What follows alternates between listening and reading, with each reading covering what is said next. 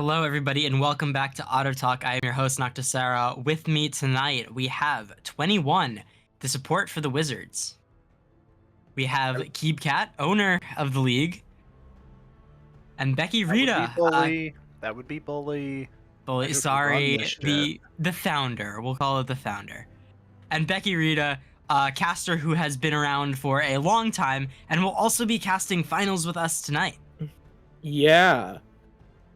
For real this time. For real this time. For real this time. You promise? As far as I know, I can't imagine why I wouldn't stick around, unless the games are just so quick that It's just Defoe with the steel chair. The astronauts are with the steel chair. They're still in. No. Yeah, we're bringing back a WWE format where the finals winner, like after everyone's eliminated and we get to finals, every team that's been eliminated up to that point has to play a 7-game gauntlet to get back, and then we have the true finals. Yeah, but specifically, it's a gauntlet at 3 a.m. Otherwise, it's not streamed. a real It's all gauntlet. streamed. We all have to be there. Yep, starts at 3 a.m. All right. So our stream matches tonight, we have the Valkyries against the Gamblers up in Sapphire. That is our main finals. And below in Ruby, we have the Spuds versus the Gorillas. Both should be pretty interesting matches. We're going to talk about how we think that's going to play out. Let's move into Sapphire first. So we have some pretty split opinions here. It does seem that everyone thinks that at least one game will be taken off, that these will be relatively close. I'd like to ask 21 and Keith first, why Gamblers? Obviously, they're the favorites, but 3-1, not thinking that it's going to go the full 5 games. Well, the answer I wanted to give was actually Valkyries 3-2, but I feel like this is probably what's actually going to happen. I didn't really play against the Gamblers because they were our week 9 opponent, and I ended up missing that week, so I never even really got to play against them, but I know that they've looked good pretty much the entire split, and obviously the Valkyries have looked good as well. They beat us last week, and then they beat us during the split as well, so I'm really hoping this just goes 5. But I think the Gamblers are going to edge it out, probably. Yeah, what is your opinion on the matchup? Well, I drafted 2 teams this split. One of them got knocked out, RIP 21. And the other team that I drafted via DMs is the Gamblers. So everybody that's mad about young Asian Jason and Heiko role swapping, yeah, I gave Flash the ultimate intel on that and got him to draft Seeker. Interesting to note, Flash won't be here tonight. Yeah, something sucks, dude. I hope everything's okay. No, we do hope everything's alright, but Flash is unable to play tonight. That is kind of why I give my opinion, but we will have Blob Blob Fish filling in, who anyone who saw last week is quite a good player. Definitely not someone that you should take for granted. Played quite well. So I'd say, all around fairly realistic that they end up still doing very well, but it is important to note that they do not have their captain and main min laner. And it seems Becky agrees with me. We both have Valkyries going in for the 3-2. Becky, what do you think is that X factor that's gonna give them the edge? Well, when you look at the Valkyries, they're a team of pretty much entirely of mostly good players. Rigamortis in particular is somebody who is able to kind of just win from any angle. He's a very competent, consistently performing player. And I think that combined with Rescued, who has been playing phenomenally this split, Florigato has been holding it down. Not the most impressive, but still doing well. But really, there's only one difference. And that is, of course, the X Factor. The ultimate supreme gamer. What? The vacuum cleaner himself. D. Forsen. My man, my hero, even, and that is really what's gonna give them the edge. I mean, realistically, not at all, but I do think that I trust the Valkyries to find themselves a couple of winning games over enough winning games over the Gamblers to take it somehow. Well, I tend to agree with you. I actually think the roster is pretty stacked, right? Obviously, we meme on Dason a lot, and I would say a fair portion of that is definitely deserved. Deservedly so. Deservedly so. But acting like he's never able to do anything is a little ridiculous. He definitely puts out where it's necessary, right? He can definitely put out the pressure. Even if the champs do look a little bit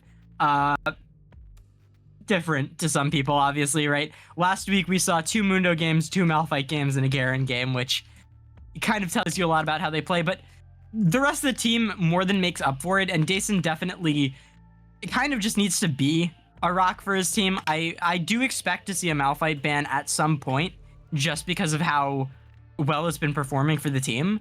But Wraith has consistently shown himself to be one of, if not the best mid laner in the league.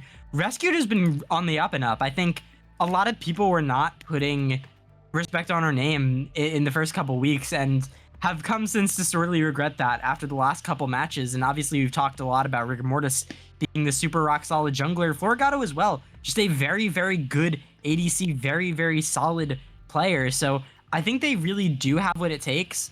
And quite honestly, I think that the sub might be the difference maker in those last couple games, especially going in when tensions are high. You're not as coordinated. You don't have as many people as you were expecting. You don't have someone you've been playing this whole league with. So I am worried that that might be the Gamblers' undoing. Now I gotta ask, when it comes to Ruby, Becky, I'm gonna need you to explain yourself. You have the Gorillas going 3-0 over the Spuds, the only one here.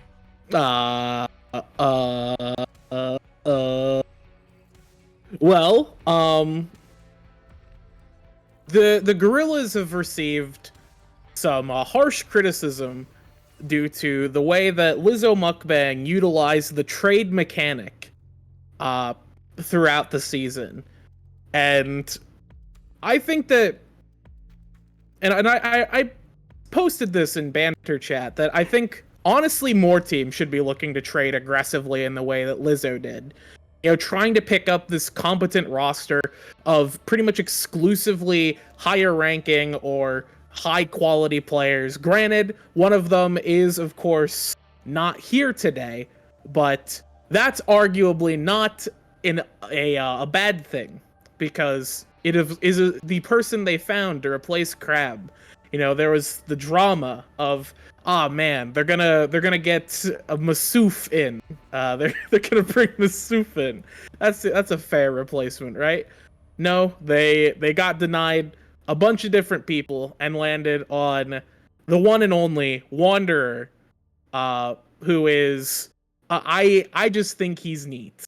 So it is entirely a biased pick for me. I'm surprised they didn't try and pick up Ida. They should. No, Ida's not answering the phone, I don't think. It's definitely a biased pick to go for the Gorillas here, but really it is. I believe in Wanderer. I believe in the Lizzo project, and I think it would be very funny for the Spuds to lose. It's funnier if the Spuds lose than if the Gorillas lose, I think. I do think that would be the funnier option. I will say, it seems to me 21 both agree that the Gorillas can at least take a game off. They are definitely unpredictable, if that's the word that we want to use, when it comes to their gameplay and the way they do a lot of things. Keeb, you don't think they're even going to take one game off? Why is that? Gorillas fucking suck, dude. The Lizzo project sounds like some shit VH1 would put on in the early 2000s. No. You're right, but you don't believe in the Lizzo project, huh? If Crab was here, I would probably be changing my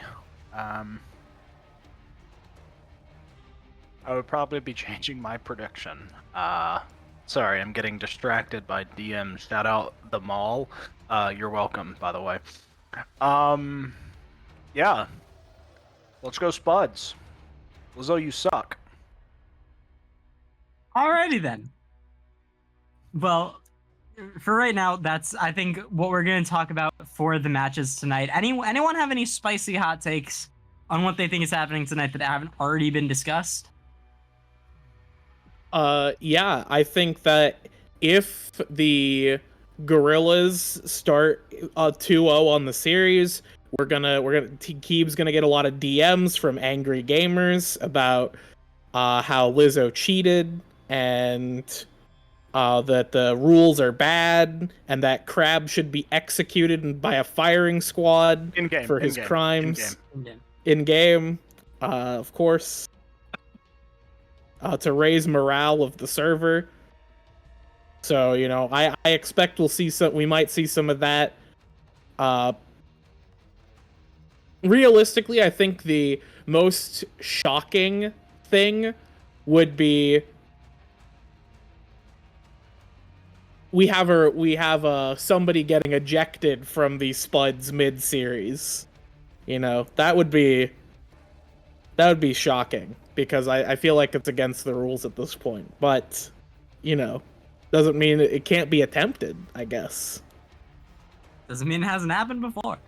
Anyway, I will also say, if anyone on the Spuds is watching this, give us a Tobeck Singe game, please. I want to see it. Please let me see the content. That's not getting unbanned. Come on. That's not making it's it fun. It's fun. It'll be fun for the whole family. You've played against Singe before. It's very fun to play against Singed. All right, but here's the thing. I think if anybody is gonna be bold enough, I was about to say a word that wasn't bold. If somebody's gonna be bold enough to be like, oh yeah, I can take Singed, it's probably Wanderer, because that's the kind of wacky champion that Wanderer's both played and is fine playing against. So that is true. That might be the elusive picking up Wanderer just because he can deal with Singe, so now they get to leave it unbanned. That was the plan all along. All right. Well, for right now, that's what we've been talking about for our matches tonight. Keeb, before we go, do you have any leaks, anything interesting we can tell us about the future of the league? Anything for us to talk about, or any little bonuses for us to contemplate before heading off for the night? Yeah. I did decide to return for another split. I can tell you there is a split 3 happening. Yippee! The goal is to downsize, prioritize on-roll players. So acceptance will be stricter, and I'm going to leave it vague, just because if I give any requirements to acceptance, then that can be used against me, and I'm not going to do that. I'm just going to accept who fits what we're trying to accomplish with the most competitive draft league in the scene. We will be full fearless, and it will be 2 divisions once again. That's all you're getting. Whoa, let's cycle back to that. You stretch over that. Are we are getting full fearless next league? We truly are getting full fearless. It's so over. Fearless. It's over for the One Tricks. Yeah. Sonic's never coming back. Tobeck's rolling in his grave. Well, that's definitely interesting. For those of you who don't know and are new to this and are maybe hopefully getting excited over this, what Fearless Draft means that any champions picked, is this full Fearless is bans as well? Or just picks? Just picks. Okay. So I know some leagues do it a little bit differently. It means that any champions picked in the previous game will be banned. Full Fearless means any champions picked for the entirety of the series will not allowed to be picked in any future game. So going into game 5, if a 5-game series were to happen, it's going to be a total of 40 champions that cannot be picked. 40 champions banned out, not by bans, not through anything else other than being picked. That's going to make people reach, I think, a lot deeper into their pools. I think we're going to see a lot more interesting drafting, and that should be extremely fun to watch, especially realizing, going into those later games, just how deep people can reach, what people can put together with what they have left. That is definitely, I think, the exciting news of the night. I think people are going to be very happy to hear that. I know a lot of people have been asking that for a while, so you're finally getting it. I know Lizzo's crying in the chat right now. He's Uh, never playing Syndra. that Syndra is never being played. Unfortunate. Sorry, man. But for right now, I have been Noctisara. With me tonight on Auto Talk has been 21, Becky Rita, and Keep Cat, and of course Wookie Monster on production. Don't go anywhere. In about 10 minutes, we will be back with your Sapphire finals up on the main stream. And don't forget to tune in to our second stream as well, streaming the Ruby finals with Ferris and Chippy. Thank you all for watching and have a great night.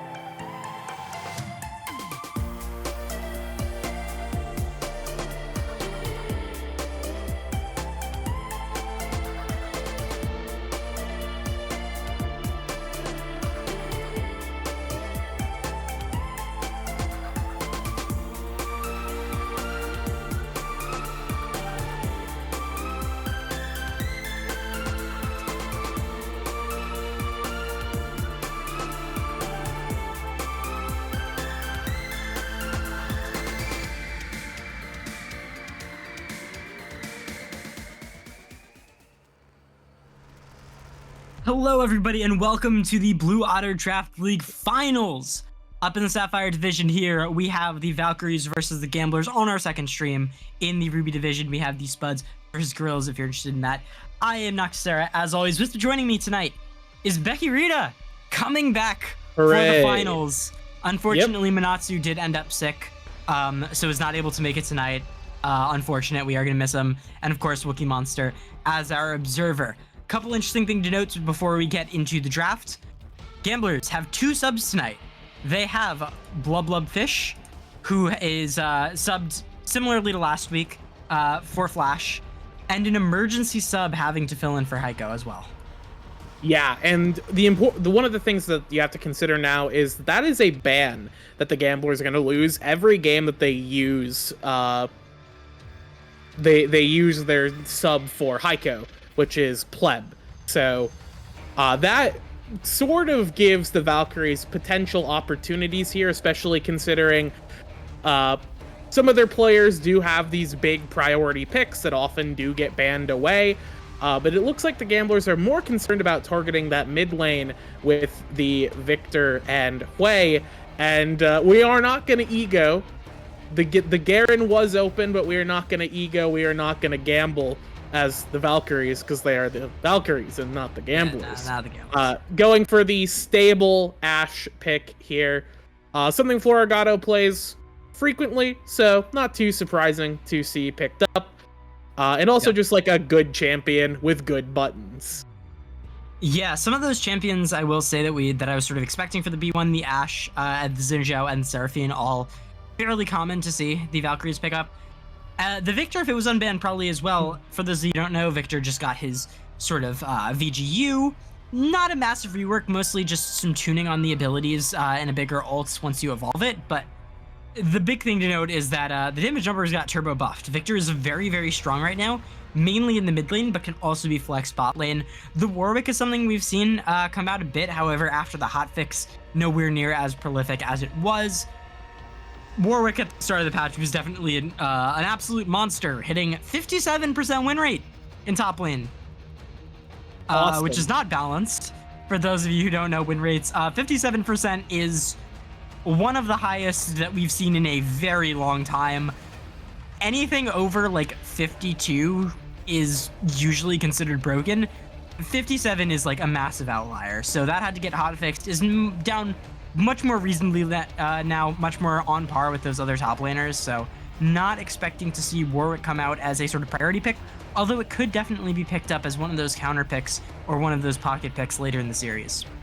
Yeah, so continuing on with the draft, we did have to see the Seraphine, that big power pick that you were talking about, get picked up as R2, and the Valkyries go to respond with Braum, who is just a good champion. Some might even say the best champion in the game, and Nocturne, who is also pretty solid, but I think with what we have right now, I'm a big proponent of Nocturne theory, in which case you need to have somebody to either enable the Nocturne or support the Nocturne when he goes for a deep dive. Ashe can kind of do that, but it is definitely a bit more limited. So we'll have to see what they do in B4, B5 before I'm super sold on the Nocturne as this big pickup for the team. Meanwhile, we have the Ziggs getting picked up for the Gamblers. Now, that is, I believe, still a flex pick that could still go bot or mid, although I would be kind of surprised to see Seraphine Ziggs. I guess not too surprised. It's not awful, but I me personally, I would rather have Ziggs with someone else, but I don't know. I guess it could work, and that could be something they consider just to kind of poke out and make Ashe and Braum kind of miserable, because that's one of Braum's biggest weaknesses as a champion, is just getting poked out super early and becoming pretty much useless. Yeah, in addition, the Ziggs also can be flexed, both mid and bot, so we'll see if they leave the Seraphine flex open, if they're going to leave the Ziggs flex open, what they're going to do. It looks like they're going to leave all of them open for right now. With the Aurora being picked up, can go mid or top. Ziggs, obviously mid or bot. Seraphine, mid, bot, or support. So I expect to see all of them get locked in at some point, but lots of AP right now means they're lacking some physical damage. I would not be surprised to see Valkyries double down on the hard engage game plan and go for some of those more armor-oriented picks. So Syndra in the mid lane, I like this. Standard control mage. Now in the top lane, the Ornn is banned out. However, something that we've seen a lot is that Dr. Mundo, typically very good into mages because of the large health pool, because of the massive regen, because of all the healing you can put in. Would not be shocked to see it picked up. Doesn't provide as much engage as something like the Malphite though, but yeah, just better against the magic stacking. This is not a shocker to anyone who has watched the Valkyries play. Dason on this Mundo is a very real threat.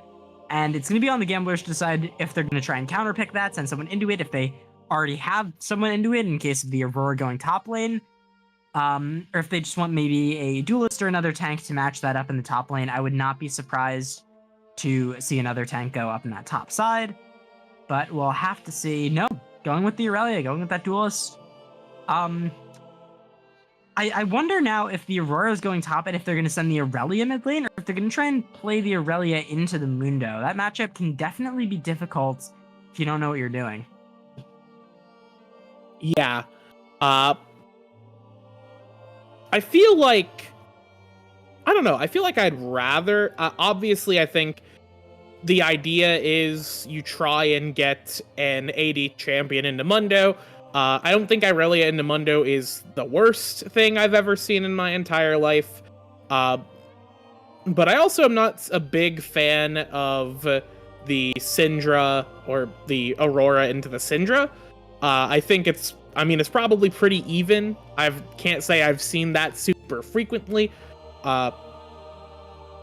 It's definitely better for the Aurora, I think, to go into the other mage than to walk into Mundo, because Mundo can be a huge problem for these magic damage champions.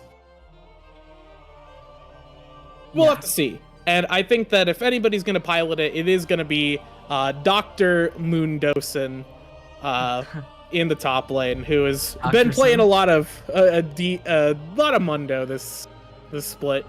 It's probably his bread and butter best pick, aside from the Garen, which we haven't actually seen that much. Yeah, I think once you get higher up, the better players are definitely going to be able to take advantage of that Garen pick a bit more than they were earlier on in the season, but still very prolific if you get it in the right situation. However, going into 3 match damage champions and a Xin Zhao, I think are not the right situation. So before we cut out, we will see where everyone ends up going, where all these picks land out. We do have the technology now. So it is going to be Aurelia up in that top side, which means I expect to see the Aurora mid lane and Ziggs bot, although that's not 100%. We will see who ends up going there. And it looks like with Pleb in the jungle, they're sending Asian Jason down to the bot side. I mean, that is something that we, or at least Kybcat mentioned before we were getting in, is that there was likely going to be Asian Jason go into the bot lane for ADC. So it's definitely something that is not too shocking. So I think it's something that will be pretty good. I'm not gonna say it's doomed. Obviously, there's plenty of League of Legends to be played. So I guess for me, looking at these two teams, I'm trying to think of who I would favor here. My heart tells me that I want to believe in the Valkyries, but man, the Gamblers have a lot of really good buttons, and I am not super sold on the Nocturne here. Maybe I'm just a big Nocturne hater, and I kind of am, but I really do think that Nocturne, if you do not have the tools to kind of help you out, you really need to accelerate early on, and if you can't do that, you're a melee minion. And I don't think that, aside from the Ashe, that the Valkyries really have the tools to make that Nocturne stay a threat throughout the entire game.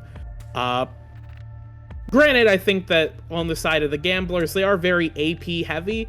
They do have the Irelia, of course, as some AD, but that's not going to be as huge of a threat, and that gives Dason on the Mundo the ability to kind of just turbo tank through these mages and run over the stupid rabbit and cleave her forehead in. Yeah.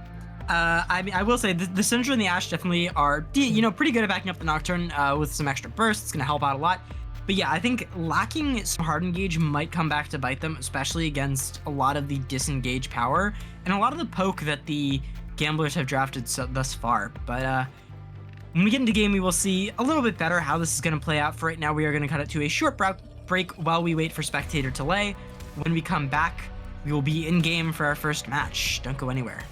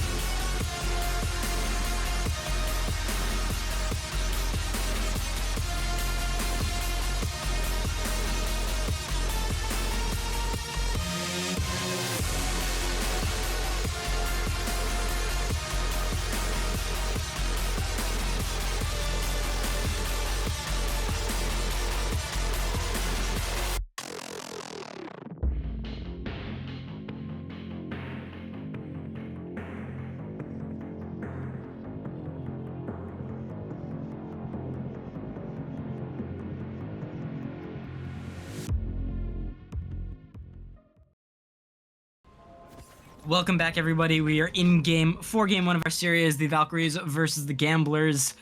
Interesting drafting, some interesting team comps across the board, and hopefully a lot of action in the game. I'm hoping for an exciting series regardless of what happens, and it seems like a potential invade on that top side may give us what we want.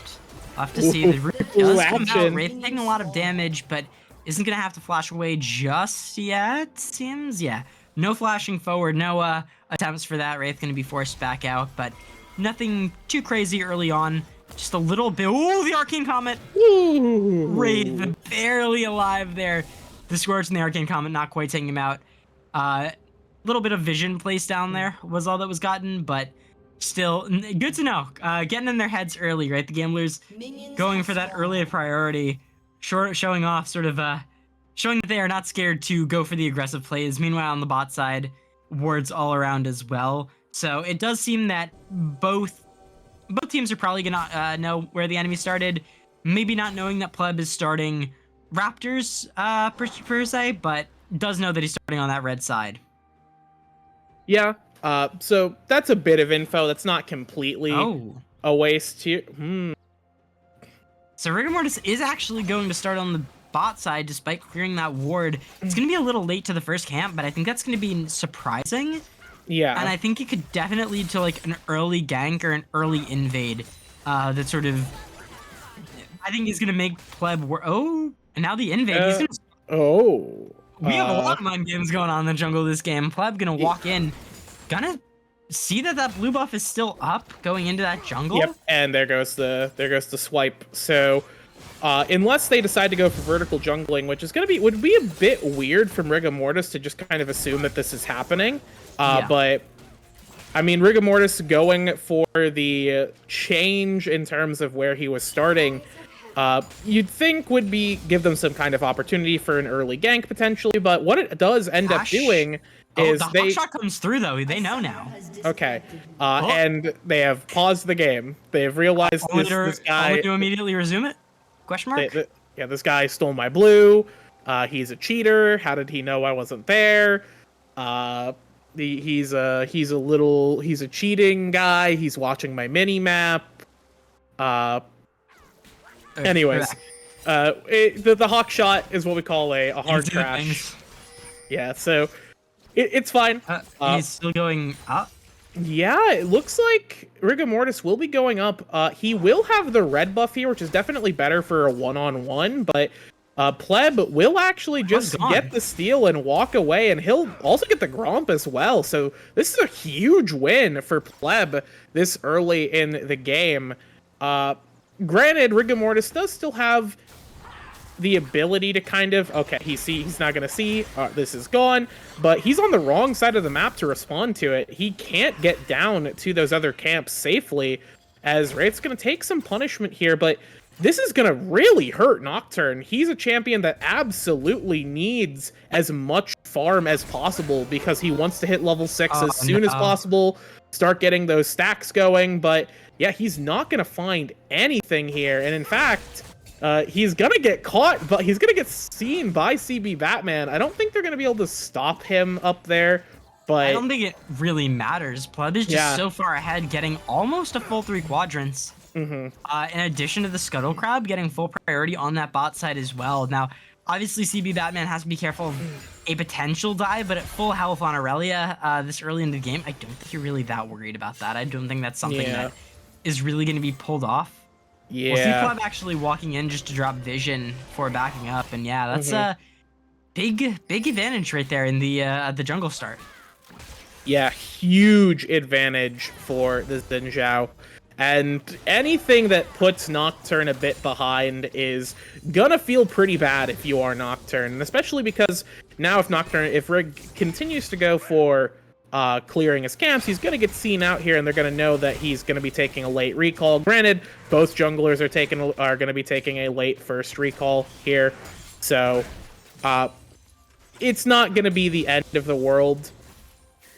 I will say, kind of just looking at how this ends up, it's not so bad in the end. We've kind of balanced out after this, but Pleb does have first move onto this bot side, looking for a potential gank as Rescued stepping up, ward going down.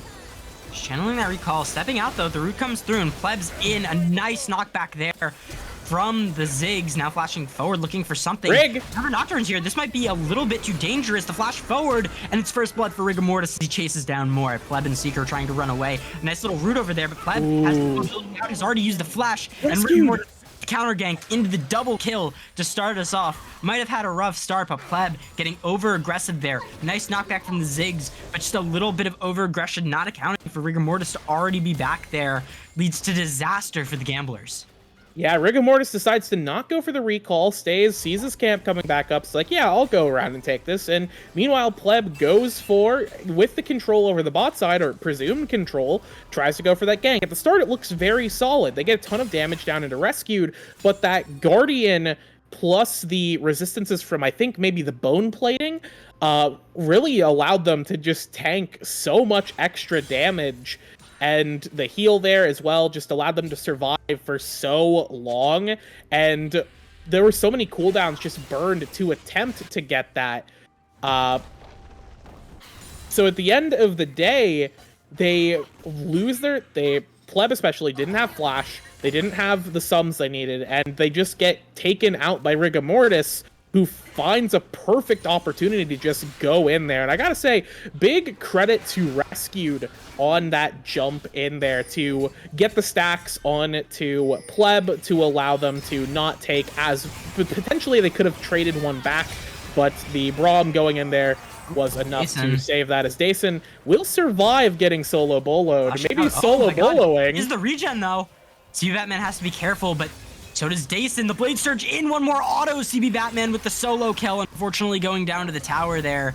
Now the engage in the mid lane. Blah Blah Fish is here, and so is the Platoon World Seeker. Not quite going to land that root, but a lot of damage coming through. Wraith keeps dodging out, doing a lot of work here. Blah Blah Fish needs to land one more Q. Wraith needs to be able to dodge it out. The flash forward from Blah Blah Fish. Gonna get the passive proc off, but without a second Q, it's not going to be enough there. Wraith gonna make it out alive. Meanwhile, on the top side, that 1v1 very clean. You could see Dason, he went forward, but once he started regenning back up, he was very clearly scared because CB Batman had that Blade Surge coming back up. He saw that he was around a lot of dead minions. He's like, oh, actually, I need to back up back to my tower, and he will go down. However, the move to back up to the tower very smart, because that will mean that he's not going to get traded out. However, he does have to be careful that Aurelia, now having that Vampiric Scepter down, full build Aurelia right there, is going to get that Bork soon, and is going to be a very massive threat for Dason. However, is going to lack some teamfight power because of that. So I expect to see CB Batman chilling in a side lane for the rest of this, well, not for the rest of the game, but for a little bit of a while. Back up here, that does mean the engage. Without the maximum dosage or the flash, Dason will go down, and CB Batman's going to pick up his second kill of the game up in the top side. Yeah, and that's just kind of Dason being so far forward in IRL, and CB Batman just taking good control of the lane. Not really concerned about the Mundo here. Mundo can't really do that much punishment into the Irelia that can't be traded back. So Irelia just clears out the wave with the Blade Surge, traps Mundo in an unfavorable lane state where you either lose minions or you take a risk on getting ganked, and Dason took the risk and lost. So pretty big there. As we do have an engage. Yep, and Blah Blah Fish going down a little bit too far up there. Well, maybe not that far up, but for Rigor Mortis having the paranoia, not enough vision, definitely a little far up. But now potential to have on the top side. CB Batman's up here, doesn't have any Blade Surge minions though, so definitely has to be careful. Dason under tower, gotta be fine. Yeah, and this is what happens on the Aurelia, right? You don't have any more of those minions to dash to. You're not able to get your resets, and Dason's just gonna be regenning up there. So little bit of over aggression there from CB Batman, and does get punished for it. A potential gank in the bot side. Seeker slowed up, but Rigor Mortis and Flurgato are not quite there in time to follow up on it. However, the first dragon is going over to the Valkyries, and 3 grubs going over the Gamblers, trading those objectives. Now an engage though in the mid lane with Pleb being down here. Blah Blah Fish using the Between Worlds to catch up, doing a lot of damage. Seekers here as well to just land the slow, and it looks like they're gonna give that kill over to Pleb. Gonna pick up his first of the game. A nice rotation from the support. Gamblers trade back, but are still down a little bit of gold. Yeah, a little bit of gold down, but not a significant amount. And when you consider that they do have the Irelia, they do have the Ziggs, who have the ability to just take a bunch of plates out of nowhere, would be pretty fine for them. They have plenty of ability to get that gold back, especially because it's a very small gold bleed for the side of the Valkyries here. At the very least, I will say Rigamortus looking pretty solid. Found a really good opportunity around mid onto Blobfish, who just gets caught out by a bunch of players, gets destroyed by the Nocturne. It's free real estate. And on the top side, there was that trade for, well, CB Batman kind of opts into dying to the turret, which may or may not have been optimal. I'm not a top laner. I don't know how this works. As rescued is gonna need to be rescued. Yeah, and Florgato ends up going down first. Rigamortus was able to trade one back, getting very low, taking out Blobfish as well, despite being in a numbers disadvantage. Rescued, landing a nice slow on a CB Batman too. Might when he gets out. Wraith is still here. Dason doesn't have the TP, so yeah, the Gamblers will be able to get those 4 grubs up there, but the Valkyries being able to take out 2 means that they're not going to be able to get that second might or an extra 5. So not bad, and quite honestly, a 2 for 2 there. When there was a full 5 rotation for the Gamblers, I think the Valkyries are more than happy with that. Yeah, especially because in the bot lane, you see D-Forsen doing what he does best, and that is split push, baby. Split push special. Yeah, he took out 3 plates there, I think, on his own in that bot lane turret, and that's a lot of gold into Mundo's pocket. So they do end up getting the 2 for 2 there, but it is... Yeah, it is a pretty good thing for... Okay, Hiroyuki could be... Okay, Hiroyuki's fine. Gonna have to blow Flash. But it is A-okay. The grubs there... CB Batman is going to get that tower, thanks to the grubs. So although Dason did get a lot of plates there in the bot side, CB Batman's still up gold, I'd have to imagine. Not the greatest, but I think you're still fine with it. Oh yeah, up a lot of gold, actually, thanks to the assists.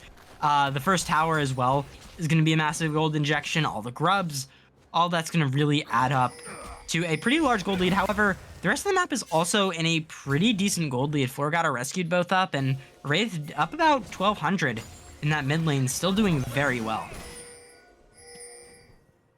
Yeah, doing very well for themselves. Drake is up, control of that, looking like it's going to the Gamblers. There are some decent buttons available. They do not have Enchanted Crystal Arrow, but they do have the Nocturne Ultimate. The Drake will go down, and it looks like, yeah, it looks like the Valkyries will just have to skedaddle there. Not really a whole lot to do. Didn't have the Enchanted Crystal Arrow to try and contest. Decided just to not risk it, as Wraith will get dinged by the... Nice sidestep, though.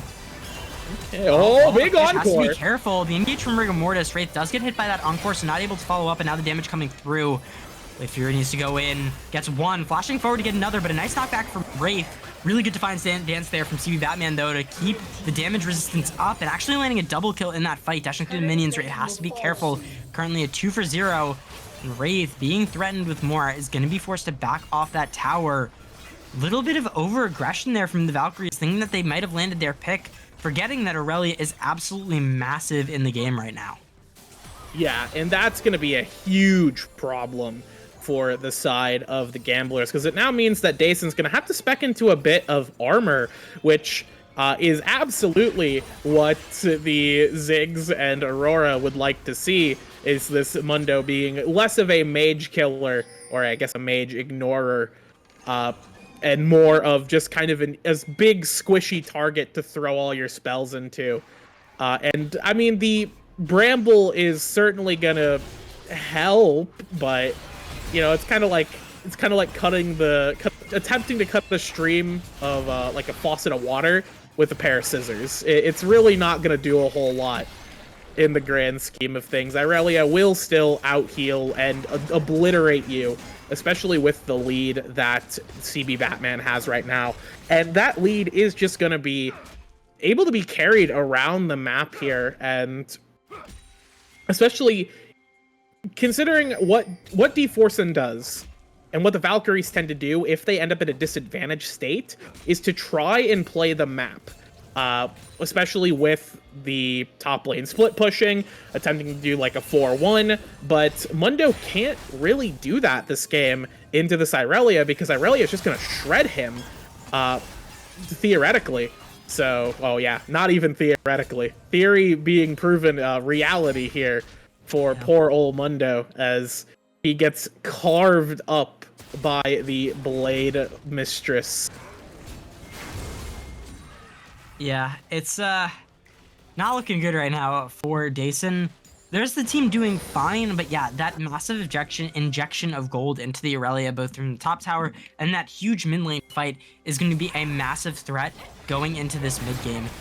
Fish, little bit of over-aggression here onto Wraith, potentially. Seeker going forward, but the Rom's here to back it up. Now the Glacial Fisher comes out, some damage coming through, but Wraith is not quite dead just yet. Thankfully, Seeker's going to be able to take out the kill, but will be shut down in the process, giving over another kill to Rigor Mortis there. Not... I don't think that's worth it in the bot side. You do get the kill onto Wraith, but Level Up Fish going down, going to be missing more CS, more gold that he's been sort of dying to get as an assist bot all game, and Seeker going down as well. It's going to be a massive shutdown. Now, Pleb going in, the Enchanted Crystal Arrow does go wide, but the Braum and Nocturne are fighting it out. Rigor Mortis does a lot of damage. Pleb healing quite a bit, though. Does have to be careful. Eventually going to be able to pick up that kill, but Florigato is down here to return it. Oh, a second kill, though, from Pleb there. Going to be able to get that Braum. Okay. Florigato will be able to take that kill out in the meantime. Fish, though, running back, and Hiroyuki going to be able to get out as well. Looked a lot better, but yeah, once you both go down, big injection of gold into Pleb there as well. So teams just fighting back and forth, really just trading blow for blow right now, as neither team is really able to come out with such a massive lead in any of these fights that you really feel that it's over. Yeah, it's looking a little rough for the Valkyries, I would say. They're just not able to really step up on the map to do a whole lot. And, you know, thinking about Nocturne here, it's been a while since Rigor Mortis was able to really convert his paranoia into something substantial. We're really missing that kind of big power play that they kind of need to start tipping it in their favor, because at this point, Irelia has the Hull Breaker. We'll just be looking to try and turn the 4-1 onto the heads of the... Okay, we do have the Paranoia here going on to the Hull Breaking Irelia. Yeah, 1v4 now. The Rift Herald Summon, they will be able to take out the Aurelia. Unfortunately, there's not a lot to do when you eat that much CC. However, that is going to give a massive opportunity for Gamblers to be able to take out that second drag. However, the big shutdown going over to Wraith is going to be a massive gold swing here, right? Obviously, almost 1,000 gold just from that kill. Going to be able to take out that Herald as well, meaning they're not going to get value off that. I'd say all in all, fairly worth it. Especially because it's helping Wraith get closer and closer to those upgrades and get a lot more items. And I'm wondering now if we can actually get a quick stat count for the Syndra and see where they're at going right now. 90. Okay, so getting pretty close. The ult execute is going to be up there at 100, and once you get to 120, that's when you get that sort of mini death cap passive. So Wraith has been doing a really good job stacking here. Might even be a sub 20 execute. Now, potential dive coming through. The Demolish goes off. CB Batman forced to 1v3. Rigor Mortis flashing out. CB Batman does have a lot of healing. Do they have enough damage to take him out? Eventually will, and Wraith will take out CB Batman. This tower ended. Rescued has to be careful. Going through the Between Worlds, but a nice shield blocks the majority of that damage. The Valkyries that come up on top from that tower push, although the tower in the mid lane, that tier 2 is a quick 700 gold back over the Gambler, so still maintaining that lead, although cut it down from about 4,000 to about 2,000. So the Valkyries definitely mounting their comeback. However, second tower going down, pretty devastating. Gamblers with a big lead now. Seeker joining back up with the rest of his team. With the Enchanted Crystal Arrow going wide, it means they won't be able to pick up any kills, unfortunately. Yeah, we do have the TP going into the top lane, so Dason's attempted response will be stopped here. And while that was certainly very good for the Valkyries, and they're going to look to try and continue it here, but without any sight on to... Oh, for a moment we saw it, but I think Fish is still going to be not looking very good for themselves. Looking a little dead. Dead to dead to dead. Turbo dead. Now with that kill, that's a couple splinters, right? So I think Wraith has the execute now, if I'm not mistaken. Should have that damage. Yeah, does have it online now. He's able to keep going. No, not a sub 20-minute Rabadon's, but still going massive. And with a large ride, he might just be going for the Rabadon's third item anyway. This Syndra is going to do a ton of damage come the next dragon fight, and especially once you start getting into those soul points and those late game team fights, that Syndra is a massive threat that you're going to have to deal with, or your entire team is going to get blown up before you can react. Yeah. So looking at the map, kind of taking a step back here, turrets, 2 turrets in favor of the Gamblers here. Valkyries having dropped a couple extra ones there. Gamblers holding on to their, still holding on to their mid outer turret, which is kind of amusing. That's where Mundo has not been this game, really. It is pretty tough for the Valkyries to attempt to push the map, aside from sending Dason on a split push, which has not been super favorable for them this game. So Valkyries are gonna, to get any kind of push going, they're gonna need to take out a decent chunk of the Gamblers, and they've just not been able to find that. They've been able to find picks. They've been able to find 1 or 2 players, but they haven't been able to get that kind of big sweep that allows them to get a lot done. As CB Batman maybe looking for trying to live here. Yeah, not gonna be able to do it though. CB Batman from 4-2 to 4-5 is definitely not what you want to see on your sort of main carry that you put so many resources into. And now Hiroyuki getting dove on by Dason is just going to try and run that down. Meanwhile, rescued there in the bot side, a nice between worlds, but without a lot of damage. Fled's just going to keep getting run down. The Encore misses on most of the targets. Meanwhile, Hiroyuki going down on the backside of that fight. Rigor Mortis keep going forward, but not going to be able to find anyone else. Unfortunately, the Gamblers as well weren't able to pick up anything extra in that fight. And it looks like the Valkyries just want to turn their eyes towards the Baron. Yeah, now we're seeing the Valkyries take advantage of those little individual picks and finding the opportunity of the Gamblers just playing split here. But it's going to be 3v5, but the 5 are very, well, 3v4. The 4 are very healthy, and the Valkyries are going to have to run away from this one. Lobfish looking for something, not going to find it. Just trying to fish for a potential pick there, as the health bars are very low for the Valkyries. But overall, the Valkyries are doing a much better job right now, at least, of getting something out of those little picks. But unfortunately, because the HP bars just were not healthy enough, even getting those 2 kills there couldn't really convert to anything. And now, because they all had to reset, this Drake is going to probably be in the pocket of the Gamblers here, because the Valkyries just aren't able to get back out on the map unless Pleb goes down. Oh, unless that Enchanted Crystal Arrow lands and Pleb goes in, not even be able to get the Crescent Guard off in time as he gets blown up by Wraith. That Execute putting in a lot of work, and Wraith now with the maximum stacks on that passive, with the 10 Darksteel stacks, going into Rabadon's 2 is absolutely massive in this game. You can see Rigor Mortis didn't even have to use the Paranoia as well, and now that Hexblade is finished, is going to be a massive dive threat. So Valkyries are in pretty, I'd say, despite being in a gold deficit, are in pretty big control of this game because of where that gold is, right? It's obviously, you know, CB Batman does have a nice lead, but has been really struggling to do anything with it. The rest of that lead is on your Xinjiao, who is starting to fall off, and your support, who the full heal Seraphine is definitely going to struggle. And the TP comes in, but Rigor Mortis was already ready with that Paranoia.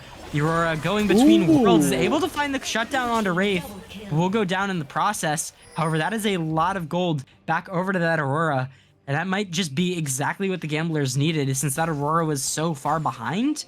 Being able to take out a lot of those Darksteel stacks as well, pretty nice, but yeah, still down about 3,000 gold in that mid lane.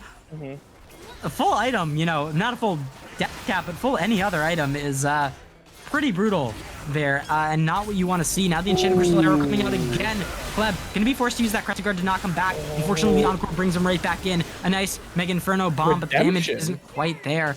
A lot of damage lined up, but not enough.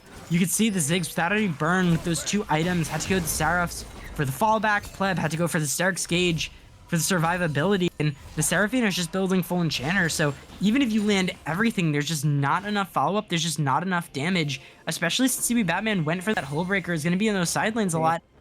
I don't think you really have what you need anymore. You can see magic-resistant health being built on the support and the jungler. I expect to see more of that come through in the future, and I think that's really just going to stonewall the Gamblers pretty hard when it comes to trying to get these picks, even if there is an overextension. Yeah, I think now with... Okay, we have the Paranoia going in. Ooh, they did find Blob Blob Fish, but is this going to be a win for them?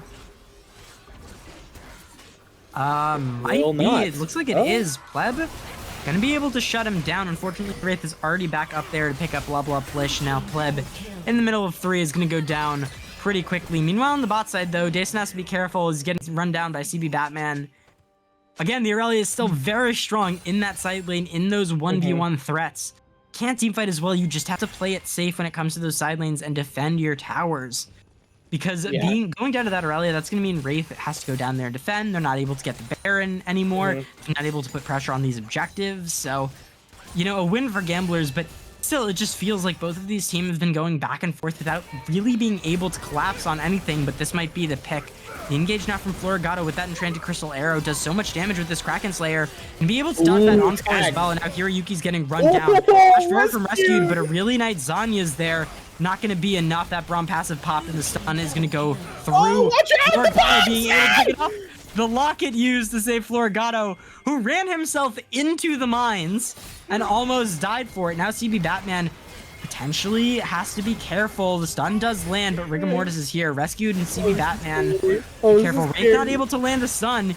He's dodging out. The footwork is very fancy. Now Blah Blah Fish is here to try and help, but the Paranoia comes through.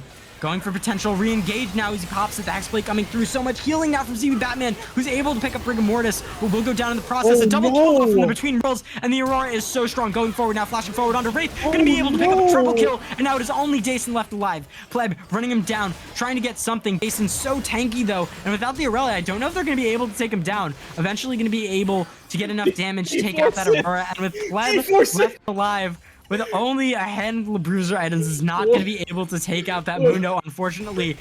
Still an amazing play from the Gamblers there. Blob Blob Fish, who had been struggling all game against this team comp, pulls out an absolute hero play for a triple kill there in the mid lane. Yeah, huge win for the Gamblers there. They were able to do a good job of stopping the Valkyrie's momentum and managed to, in that fight, what looked like it was going to be pretty unfavorable, as CB Batman was kind of attempting to fight 4 people alone, just trying to kite them out, staying on the brink of low HP, survives long enough for the rest of the Gamblers to re-arrive to that fight, and from there, the focus was so heavy on a CB Batman that there just really wasn't a whole lot left to do for the rest of the team.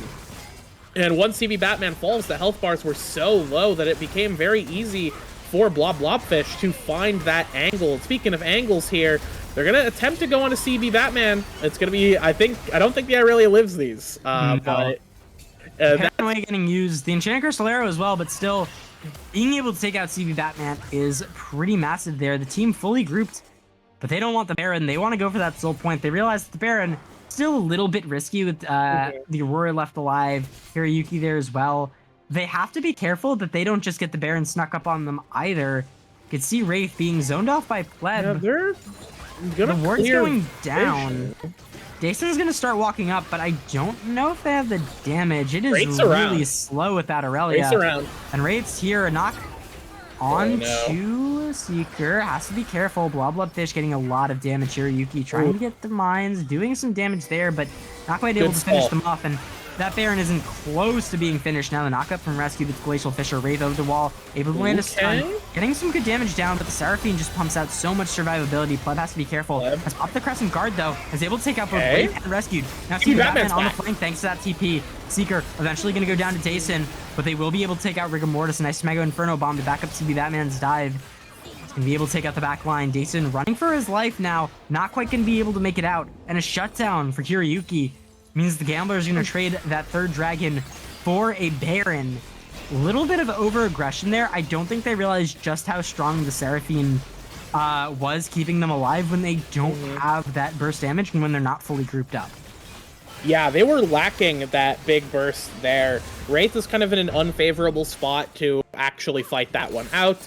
And with Seeker, who has been making great use of the redemption this game, just dropping that laser from heaven, saving the team, dropping the shields down, and giving so much extra imaginary HP to the Xin Zhao and the Irelia, and even the Aurora here when they're trying to go for these really ambitious fights. It's so much extra survivability that it's kind of illegal, and the Valkyries just don't have the power to punch through it all. The only person who has that capability is Wraith, and maybe Florigato if they're able to actually be there in the fight, but Florigato was not there, was just a little too slow to get to the rest of the team, and it was just a very split call from the Valkyries. I think the start there of Wraith just sort of stopping that Baron, that was fine. I think you just accept that. You wait, you force him off the Baron, you wait for your team to kind of recollapse, and then you attempt to make something happen. But now what's going to be happening is Florigato could be in a bit of danger. We do have a TP coming in from Dason here. Yeah, now it's Seeker and Hiroyuki that end up being in trouble. The Encore comes through, but it only hits the Braum. And the TP, though, from Blah Blah Fish, using Between Worlds, getting a lot of damage down, meaning the team isn't going to be able to back up Dason. And Florigato goes down. Hiroyuki with the Big Mag Inferno Bomb. Dason taking lower and lower will eventually go down. Wraith trying to save the fight, able to take out one, but the Zanias ends up saving him, and CB Batman goes in for the dive, takes out one, looking for another, and it's just rescued and Rigor Mortis left alive. Not gonna be able to land the spell shield, but barely left alive as the turrets force CB Batman back over with the Baron. With all of this potential, the Ziggs as well, they might be able to knock out these turrets. Rigor Mortis has to heal up and Fountain. They're gonna have to give at least one of those towers down, but now both are there. CB Batman looking for it, looking for a stun. Rigor Mortis trying to land the damage down, but it's not quite gonna be enough. The Braum goes in, and CB Batman able to take out another. The Gamblers, 666 gold there at the end. Mark of the Devil, and Devils they were, pushing down the mid lane there. Good TP from Dason, but they were just not ready for the teamfight potential that the Gamblers had. Able to take that game one from a back and forth series. Honestly, it looked really close right up there until the end. But Gamblers eventually able to take that one. I honestly shocked. That was such an explosive ending there from almost nothing. And just pick after pick after pick. Honestly, amazing play from Hiroyuki there with the Zanyas. I think if he goes down there, they're absolutely not able to end the game. Super well timed. Yeah. Then looking at that game, it felt really back and forth, but at least in terms of watching the champions on the map move back and forth and fight back and forth. But in the end, the control of the map was pretty much entirely in favor of the Gamblers.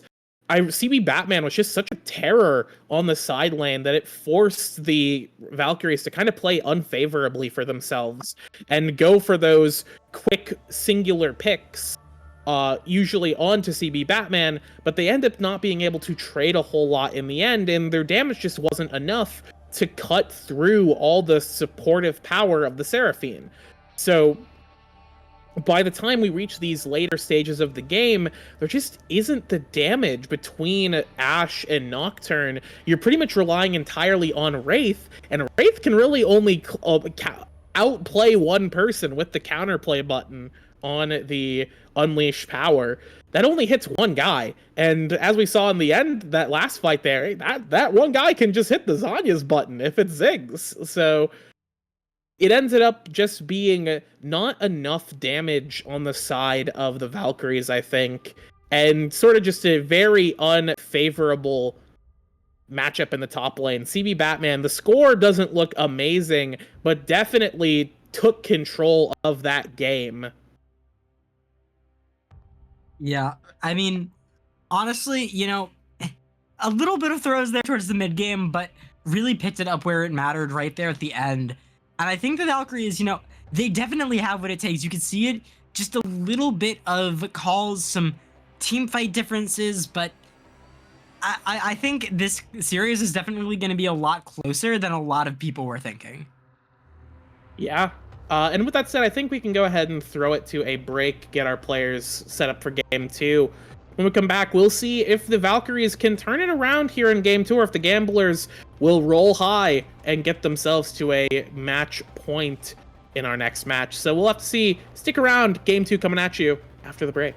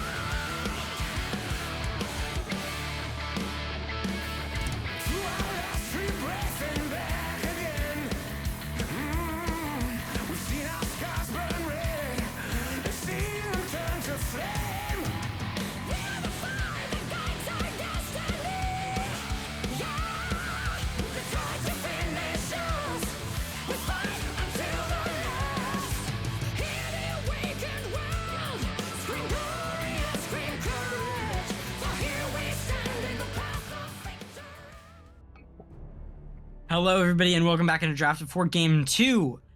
Game 1, the Gamblers taking an incredibly close game there over the Valkyries. Valkyries gonna have to see if they can come back in this second match and how that's gonna play out. Looks like... Wait, did the Gamblers have a second... Do they have another ban open, or are they gonna leave this one blank? I don't know, because I know you can leave one of the bans blank. I assume the fact that they haven't locked anything in means that they're still down a ban, that they're still using that sub. Yeah. Okay, yeah. Not going to be able to ban anything out there, unfortunately. Valkyries, though, honestly, I don't think have to make any draft adaptations. I think that was kind of all gameplay there at the end. I don't think the draft really had a massive impact on that game. I think maybe putting more priority on the Seraphine could be something that you end up seeing. Giving over the Ashe is definitely an option. But all in all, I think the Valkyries played pretty well. I think there were a couple mistakes in that end game. I think similarly the Gamblers played very well with more mistakes in that mid game. But all in all, I do expect to see a very similar style being played. Interestingly, the Gamblers are going to ban out the Seraphine this time, probably expecting that the Valkyries would want that on B1. However, this means that they're not going to get it if the Ashe is locked in, which means they're not going to get as big of a priority. We're going to see the Xinjiao, though. One of those three pinks I mentioned, man. The Ashe, the Xinjiao, and the Seraphine have sort of been the golden trio for this Valkyries B1. Yeah, and I think that part of the reason why they went for the Seraphine ban is when they saw the Braum ban that kind of reveals, okay, Rescued's not going to be on the Braum, probably going to go for that Seraphine. They're looking at that B1. Let's just take it away from them. I think that's a really smart kind of adaptation to the bans developing here from the Gamblers. You know, paying attention. We do like to see that. Meanwhile, the Xinjiao first pick, it's a great champion, one of your 3 priority picks, and it's something that Rigor Mortis is very good on. So, makes sense that you just kind of want to pick that one up. We saw it last game doing quite well for itself on the more bruisery, crescent guard denying a ton of damage kind of angle here. But if there isn't as much range, it might be a bit tougher. We do have the Wukong and Orianna picked up here. Orianna kind of from Arcane, Bat Chest. But it's kind of not been a while since I've seen Orianna get picked up. So I do like Wukong Orianna. It's a classic combo. These two champions. Wukong is a very great ball delivery system for the Orianna, and especially if that's going to be a Wukong in the jungle, that's pretty solid. And one of the responses you can have into the Orianna, a classic response, is of course the Victor, who will be picked up here for Wraith. Was banned out last game, so them getting it this game, certainly something that they are not going to complain about. In terms of rounding out the first set of picks here, Ashe is still available. I don't know if they want to pick it without their support. And yeah, they're actually going to pick up a priority pick for D-Forsen, getting him the Ornn, just to try and give him a more, a champion that is useful even from a disadvantage. Yeah. Interesting to note, the Orianna's a good pick, don't get me wrong, but Victor making it through both first-round picks is actually kind of shocking to me. Like, not getting B1'd and then not getting picked up on red side either is pretty surprising. Now, I do expect that Yone to go up towards the top side. Similarly to the Aurelia, one of those sort of tank answers that ends up struggling in like the first 1 to 3 levels, obviously, when the tank can just stat check. But once you start getting some of those on-hit items online, once the tank starts building into more of those defenses, you get a bit more strength. It's a lot easier to be able to 1v1 them up in that top side, especially in a side lane and jungler 2v2 situation. So I'm not shocked to see this come out. However, I am wondering now what their bot lane is going to look like, right? They have a lot of setup for hard engage and sort of wombo combo styles. So I'm wondering if they end up going for more of those teamfight oriented picks, something like the Nautilus or the Rel in that support role, or if they end up going for more of an enchanter style. Definitely something to consider here. Ziggs getting banned away from the bot lane Asian Jason. We saw that last game was honestly not that impactful. It was certainly like annoying, but I think annoying is about as much as you could say about the Ziggs last game. It was far from a major reason why the Valkyries lost, I think, just kind of watching the game. We do have the brand getting picked up. That's kind of another one of those mage friends that could be going into the bot lane as a carry, although it could potentially be a support brand. I don't know. I feel like either way, it's going to be pretty annoying to deal with for the side of the Valkyries, who can kind of pick up both of their bot laners here. A lot of support's getting taken away. Those two enchanters getting absolutely donkered, as we do have Sivir picked up. Not sure who they'll pair with it. I do like the Sivir with the Ornn and the Xin Zhao in terms of enabling these melees to go crazy. I'm interested to see what they decide to put with it. I don't really think you want to go a big engage champion, and they will pick up the Janna to pair with the Sivir here. That's all right. I think it's a nice consolation prize if you can't get Karma to pair with the Sivir in terms of an enchanter. Yeah, you're probably fine with the Janna. I actually really like this pick, though, because not only does it give Sivir AD when she's sort of, going for the stack speed, it's also really good with the Xin Zhao early on, right? That shield's going to be able to provide a lot of help both in the AD department as well as the sort of shielding for dive, but also, especially if you max that W, you go that sort of Imperial Mandate Shurelya's build that is very popular in amateur play.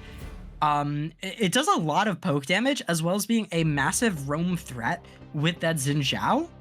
So I do really like it here. We're also going to see the Nami locked in, which I'm not surprised with. Nami is one of those picks that if you're going an enchanter with a mage, this is probably one of your best options. It augments all the spells now. It didn't used to, so that's sort of, I got changed a while back though, but still very good. Obviously just adding to the burst of those mages, adding to all that damage that they can put out, as well being able to provide some healing, some move speed, as well as, a lot of good follow-up with that tidal wave, with the bubble. So I think both comps are actually really interesting. I think Valkyries definitely have the more standard comp, I would say, like literally just your tank top, your bruiser jungler, mage mid, hyper carry bot lane, enchanter. Like it's very stock standard. There's nothing too crazy going on there. Meanwhile, the gamblers are really just going crazy with it, right? They got this Yone top side, they got the Wukong Orianna, they got the Brand and Nami bot lane. Like it's very much an explosive team comp where I think if they are not able to land, I think if they don't enter the fight strong, I think they just get run over pretty quickly, right? Like they need to start off every fight incredibly strong or they will get run down. They do not have the tankiness, they do not have the sustained resources past the initial engage, and if they're able to get a good disengage, that also works. But no matter how it starts, if they're starting to fight or if they're getting started on, if those first, I'd say 5 to 10 seconds of the fight aren't massive, the gamblers have a very hard time playing the game. Yeah, I would agree. I think that this gamblers roster is very much kind of we either win the fight at the very start of it or we lose the fight at the very start of it. If they can't get that early burst out they have these big tools to make it happen. They have a ton of big wombo potential with the Orianna, Wukong, Yone, and the Nami here. They have so much lockdown and big team fight power, but if they fail to stack it properly, or if one guy gets picked off too early, or if they just don't land what they need to, it's very easy for the Valkyries to flip that on its head. A good Ornn Horn into a Chaos Storm into being on the hunt will allow these two big carries from the side of the Valkyries to shred through the Gamblers roster. However, I think based on what we saw last game, I do think that the Gamblers have the power to make it happen and have the capabilities as players to just go absolutely crazy. It is going to be very difficult to make it happen, I think. But I believe in the Gamblers being able to do it. And also, I think it'll be really cool if they make it happen, because this is a very fun team. Yeah, definitely going to be entertaining to watch no matter what happens. So we'll have to see how that plays out. For right now, we are going to cut it to a short break while we wait for spectator delay. When we come back, we will be in game for our second match. See if the Gamblers can run away with that lead, or if the Valkyries are going to be able to fight back. Don't go anywhere. See you soon.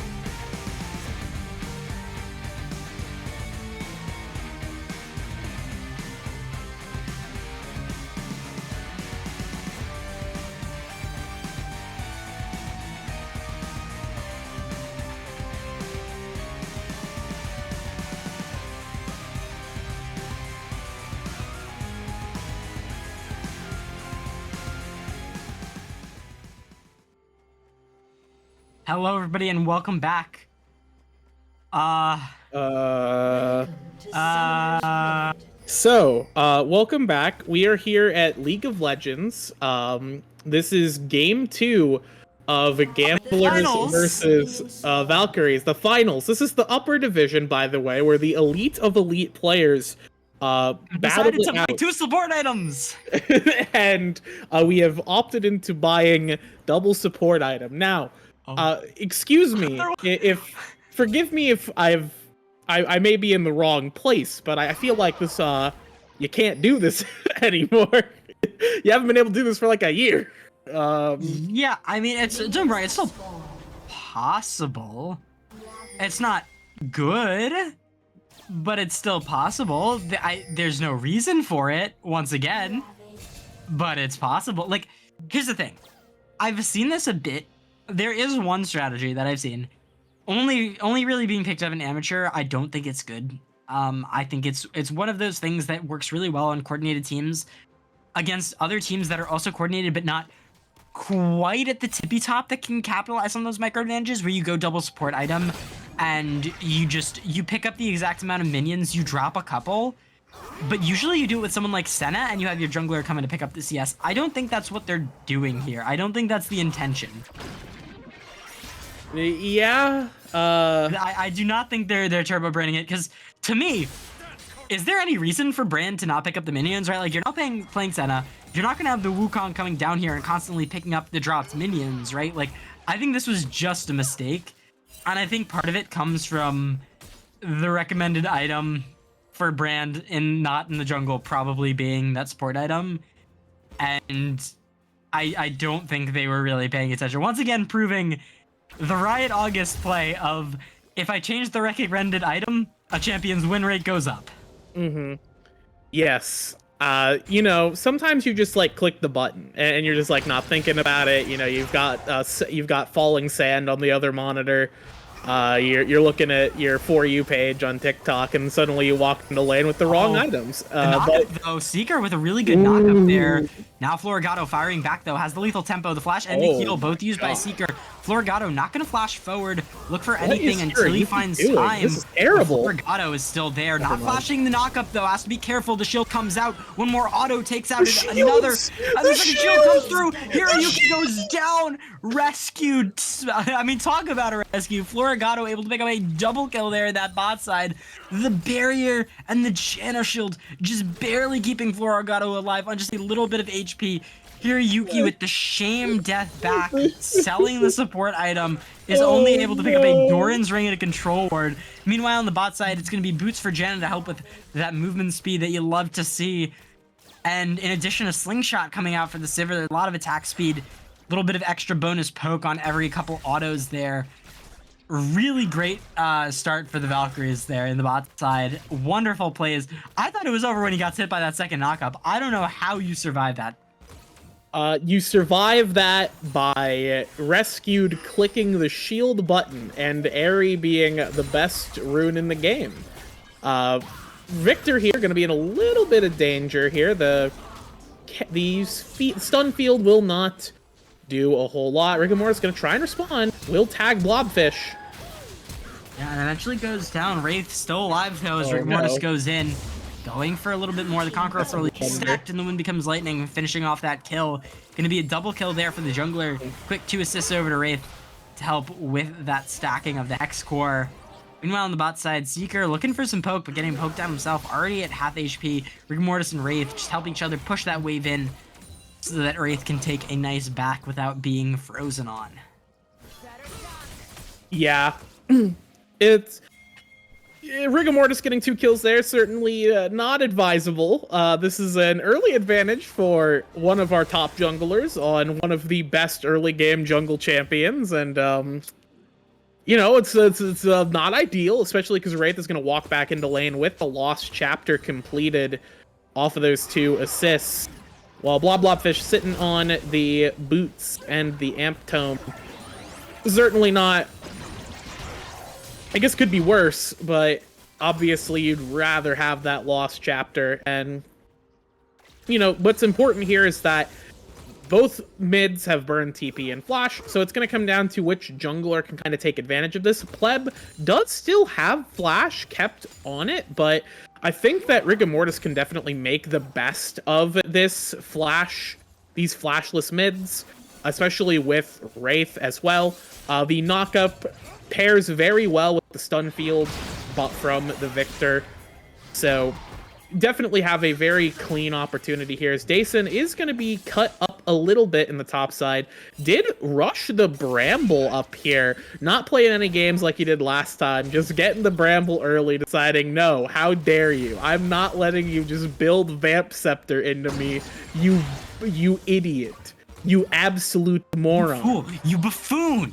You buffoon. 20 steps ahead. I picked the Ornn knowing that you would go Bruiser so that I could just buy Bramble Vest and stop your entire champion from functioning. Like, this is why I was worried about the Yone, right? Which is, if you don't get that lead, if you're not ganking that Yone, the second a tank gets a Bramble Vest, like, they're kind of fine, and then eventually they get outpaced a little, and then you pick up the plated steel caps and the game's over, right? Like, there's very little you can do past a certain point if you don't get that sort of initial momentum.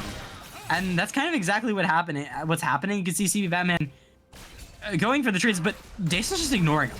Just going for the CS, doesn't even have to worry. Nothing in that little Ornn head up there. Just bonk, bonk, bonk, bonk, bonk.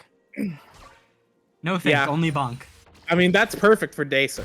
A champion with as little thought as possible in the actual execution of the champ. And really, I do think the Ornn is, and picking that up before bans, the second round of bans went through, I think was a very smart decision for them. Because, you know, I feel like Dason, even in the worst matchups, can just make it work. Ornn is one of those champions who can be equally useful if they're 8-0 or 0-8. You always have your big stupid buttons. You always have your tankiness. As long as you get EXP, you have Ornn items eventually. Oh, blah blah fish. They thought they were going in on Rave, but he turns it around, calling ambulance, but not for me. And now that the ambulance is finally here, Rigor Mortis is going to pick up a kill as well. Pleb going forward, flashing to try and find something. What was that? Gonna be able to find anything. Wraith still alive with a double kill in that mid game. And I mean, last game we had sort of back and forth. Things are going crazy. This game is coming up all Valkyries right now, and the Gamblers are gonna have a rough time getting back into it, especially with the comp that they've drafted. Yeah, we'll have to see it. I know we talked about if the Gamblers really need to start strong in this game and in these fights, and right now they're definitely not starting strong. Pyroclasm will fire out, do quite a bit of damage to Rescue, but Florigato does not care. He's like, nah, I got it. Rescued has to run. I'm 1 HP, I'm leaving. Florigato's like, nah, I got this. Don't worry about it. You go chill. Just watch. Great, yeah. It's just rough now because of how far ahead they are. The brand not only losing that first blood, losing all that CS, all the XP, but also being down the starter item gold. Pretty significant. That's like that's almost a kill's worth of gold that you lost. Now up in the top side, a dive coming through, but a nice flash from Dason. It's going to avoid that knockup and avoid the kill. They are going to get a plate off of it, but as opposed to kill, Dason just staying alive up there, once again doing a very nice job of not having to worry about anything, just got to stay alive, keep bonking. Life's good. Pleb now, though, maybe should have thought a little bit harder before invading. Now has to go in, and Dason picking up his first kill in the game. The Gamblers just trying desperately to find anything here, but they keep coming up short. You know, they try and go for a dive, can't find it, go for an invade. The rotation's there. Rescue's already there to help. Now, potentially a gank in the mid lane, but Rescue's already there to back up Wraith, so they're not going to be able to get anything. It is just very rough. It is coming up Valkyries on every end right now. You know, the one consolation through everything. The Gamblers were able to pick up one grub so that Valkyries aren't able to get the full 6, but that's about it. And now I'm just wondering, how far along is the Victor on that Hex score? Because all these kills and assists have been helping out a tremendous amount. Yeah, 37 with 37. What does that look like? I can see The E is already upgraded, I can tell. Yeah. Because it's getting the wave. I don't know how to tell the Q. Is the movement speed right when you passed it? It looks like you got movement speed. So Yeah. I think he's. So It looks like it's E he's and two Q. upgrades in right now, I believe. Yeah. He's not getting the Ooh, Pleb. enhanced W either. So yeah, it's two upgrades. Pleb is Pleb dead. Pleb is now 0-4. Why is Janna up here? What's this? Pleb Wait, is not Rescue- having. This is what I was talking about. This is what happens when you play the Janna, right? The Sivir just gets to farm, chilling that bot side, rescued with the Boots of Swiftness Rush, doesn't have any other items, just wandering around the map. It reminds me of the old, God, I say old. It was only like 2 years ago. The roaming top lane Janna, where you would just drop infinite waves, buy support item, and just play second support like it was Dota. Yeah. Finally, real Dota coming in here to League of Legends. Finally, Dota 3. Dota 3 is real. That's what it felt like. And it's in this game right now. Florigado gonna take a bit of pain from the Pyroclasm. Now, everything's really looking up Valkyries right here. Dason did complete the Thornmail. The knockup coming through. Oh. Nice buffer there from CB Batman. Gonna be able to ult out there to safety with Fate Seals. Rigmortis is still up there now, and now he doesn't have a dash out. He does have the flash if he needs it. Gonna probably have to use it as the knockups come through, and he will. CB Batman wasn't respecting the regank.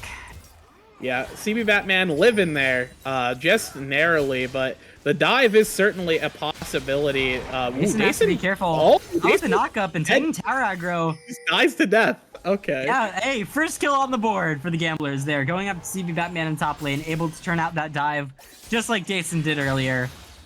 Very, very useful. But now the Thornmail going to be finished for the Ornn. Yeah, doesn't even want to just like sit on the Bramble that says, nah, I'm good with the Thornmail. I'm going to be playing into Wukong and the Yone for the majority of this game. I don't really need anything crazy. CB Batman does have to be careful. Does have that dash out. Rigor Mortis flashing forward. The wind becomes lightning. And he had damage to the crossing guard means that he's going to be able to finish off CB Batman there. Going 4-0 now. Now an engage in the mid lane. Pleb trying to run down Wraith. Looking for the shockwave. A lot of damage coming through. But Pleb just does no damage yet. Wraith's just going to be able to walk it out. Use that flash. No real threat to his life. Yeah, feeling A-OK right now, at least in terms of living here. Looking at, I have now looked at the junglers and I looked at the scores. Okay, rescued. Gonna have to flash here. Will still be fine. Florigado putting out a lot of pain. Being a good, just kind of gatekeeper for rescued. Super squishy with this build. Not very dangerous with the Swifties here.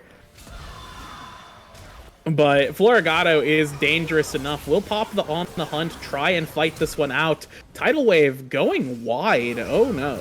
Florigado doesn't quite have the damage yet, though. Ooh. I know just Death by 1,000 Gods, a little bit of Mosquito right now without a finished item. Whole lot of attack speed, but not a ton to back it up just yet. Means, you know, you can definitely run people down. You probably won't die, but you don't quite have enough to finish them off just yet. But that's what the call is for. That's what the scaling is for, right? I give it, you know, an item or two, and Florigado is absolutely shredding through teams. Just has to give it a little bit more time. But for right now, Rigor Mortis and Wraith doing a ton up in the top side of this map. Now Dason going forward. Cut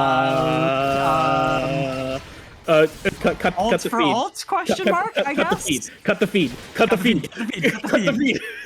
I don't know what I want. I watched the worst Flash Ornn ult of my life into the worst Yone ultimate of my life. That was this truly is the upper division. Are we sure this is the upper division? Maybe it's just I think it's just the top laners. You know, every game that goes by they lose one more brain cell, and they only had 10 to begin with. So yeah, it is. We're starting to reach the negatives at this point. Yeah, Rescued needs a hero right there. Will end up going down. It looks like it's going to be the Drake going over to the Gamblers. And we have Rescued trying to just kind of play the map, this roaming Janna just going everywhere, but ending up getting caught out there, getting punished, and that does give the Drake over to Gamblers. So second Drake goes to them, but in response, we do have 5 Grubbins getting picked up for the Valkyries, which is very nice to see. Dason gonna get killed to death in the mid lane as Wraith's gonna try and fire back, but I don't know what Dason was doing there, how Dason ended up dead. But A little bit of disrespect over there that I think you just gotta chill right now. Like, they have the drag, yeah, nothing's happening, that's fine. Wraith using the ultimate is gonna force the flash out of Blob Blob Fish and just gonna use the rest of that ult to clear the wave out. Totally fine, but doing pretty well in this Victor, scaling up pretty well. We have the stack count there, 45 stacks. The W should be upgraded because we saw 35 a while ago and he would have gotten a lot more CS by this point. So working on that ultimate almost to that sort of capped out abilities. Massive damage there from the laser. Takes out both the red buff and pleb in one fell swoop. Blob Blob Fish, you can see trying to trade, gets him poked down, but the Victor is just so strong. And I'm going to be completely honest, regardless of what side the Gamblers get next game, I do not think that Victor is making it through draft for either team. nah, Victor is very much a looking like a menace this game, and kind of as we expected, being a menace in this series. So I wouldn't be surprised to see that go through. But the question is, I feel like next draft you probably could drop the Seraphine in terms of bans. You can't. I think that sticking with the Hui Victor ban on the mid lane, not too bad, all things considered. But yeah, especially targeting Wraith, who has been really good game 1 and game 2 here on these mid lane, in the mid lane. Sort of just putting on a clinic, putting Blob Blob Fish into just unfavorable situations. It's good to make up for the deficit in other parts of the map. Don't need to worry about that, as Wraith is gonna just get caught out here. We'll die. Yeah, and unfortunately going down that game means big shutdown over to Pleb, who's finally going to end up on the board. Big shutdown is going to be very helpful, but Wraith is still killing it, right? Still fine. That death is definitely painful. Getting the shutdown onto that Wukong, a champion that, you know, can definitely do some funny things if given the opportunity. But meanwhile, in the mid lane, Rigor Mortis is going to be able to pick up a return kill on the mid laner. Potentially going for the tower, sees that Pleb is, you know, defending it, but has to be careful. Seeker with the tidal wave. Rescued coming back, though, has the shield, is going to have the ultimate, going to be able to heal Rigor Mortis right back up. And while Wukong can stay alive for a long time, he still just tickles right now. Dason under tower going to be completely fine. Wraith flashing forward now, dodging out on that bubble, going to be able to take out Seeker, and is now looking for Pleb, using the stun. However, going to be over the wall with that clone. Dason not landing that knock up in the top side as CB Batman keeps putting on the pressure, but the pressure is putting on Pleb as Wraith picks up another kill in that mid lane. And that should be a full evolution. The barrier! The burn! From the Leandries ends up taking Florigato out as he gets solo killed by Hiroyuki. Yeah, Florigato feeling themselves a little bit, maybe too much there. There were too many targets for the Pyroclasm to bounce to. They end up getting a few stacks onto themselves, and it's just kaboom, kaboom for the brand, just cleaning that one up with the burn. On the top side, we do have Pleb being put further into the dirt. You know, they dug a hole for this Wukong, and now they're digging deeper, looking like Black Myth Wukong at the Game Awards, if you know what I'm saying. Looking a little rough. Anyways. CB Batman gonna be trying to unseal their fate, but their fate has already been very much sealed. 5 million gold to Victor. That's a lot of money. That's a lot of money for Wraith. Victor shutdowns. This Victor is massive. Can we get like a look at the gold chart? I just kind of want to see how big the jungle different and mid lane different. Oh lord. 3,000 in the jungle. 3,000 in the mid lane. That's the entire gold lead. That is the entire gold lead of this game. Localized, pretty much in the jungle. Well, okay, there's also there's 600 in that support role, which also, like, you could see, and then like another, you know, 2,000 in the top lane over towards CB Batman, but that's an Ornn, man. You don't care. The jungle and mid are so hilariously far ahead at this point that it is just insane. This Victor just does so much damage. Finally has that ult evolution. I expect team fights to be brutal going forward for the Gamblers. You could see Victor already joining up. Call of Forge God comes through. The tidal wave to try and buy a little bit more time. Pleb going forward is going to be able to land the shutdown onto Florigato, but should eventually go down to Rigor Mortis. Now CB Batman has officially joined in the fight. The Fate Shield comes out. The damage comes through. Unfortunately, Rigor Mortis goes down in the process. Rescued Wraith and Dason still alive. Dason Gonna have to back, but does still have that TP. Wraith has not used the ultimate yet, still does a lot of damage, but hasn't managed to find a way in. There is no smite, though. That is the big difference maker. Wraith could potentially try and steal this, but CB Batman's going over the wall, potentially looking for a shutdown, but here Yugi keeps zoning, and Wraith playing the range so well, but still has to be careful, still has to worry about getting launched over the wall. CB Batman can go over the wall, try and find something, flash forward, looking for that shutdown, finally gonna be able to land it, and Blah Blah Fish gonna be able to land that shutdown onto Wraith. It's gonna be CB Batman picking up the second dragon of the game for the Gamblers. That is an amazing team fight for them. Kind of a big misplay from the Valkyries. They were just so split up and they still decided to fight that. Wraith was never really allowed to step forward and do damage. And with Victor being your main carry, you know, you cannot have fights playing out like that. Yeah, it is very unfortunate and definitely bad timing for Rigor Mortis to just get picked off there right before the Drake. This is just kind of another free objective given over to the Gamblers for really no reason. And especially with Wraith dropping as well, that's a huge amount of gold going into the pocket of CB Batman, who absolutely will make the most of it. So while Gamblers will kind of slow the game here, they definitely are trying to keep themselves in it. And we are seeing what their comp is capable of, that big damage coming out from the comp.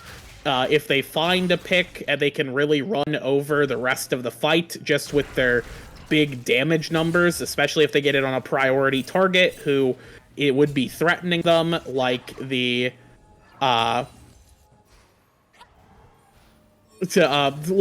Victor or even the Xin Zhao as well.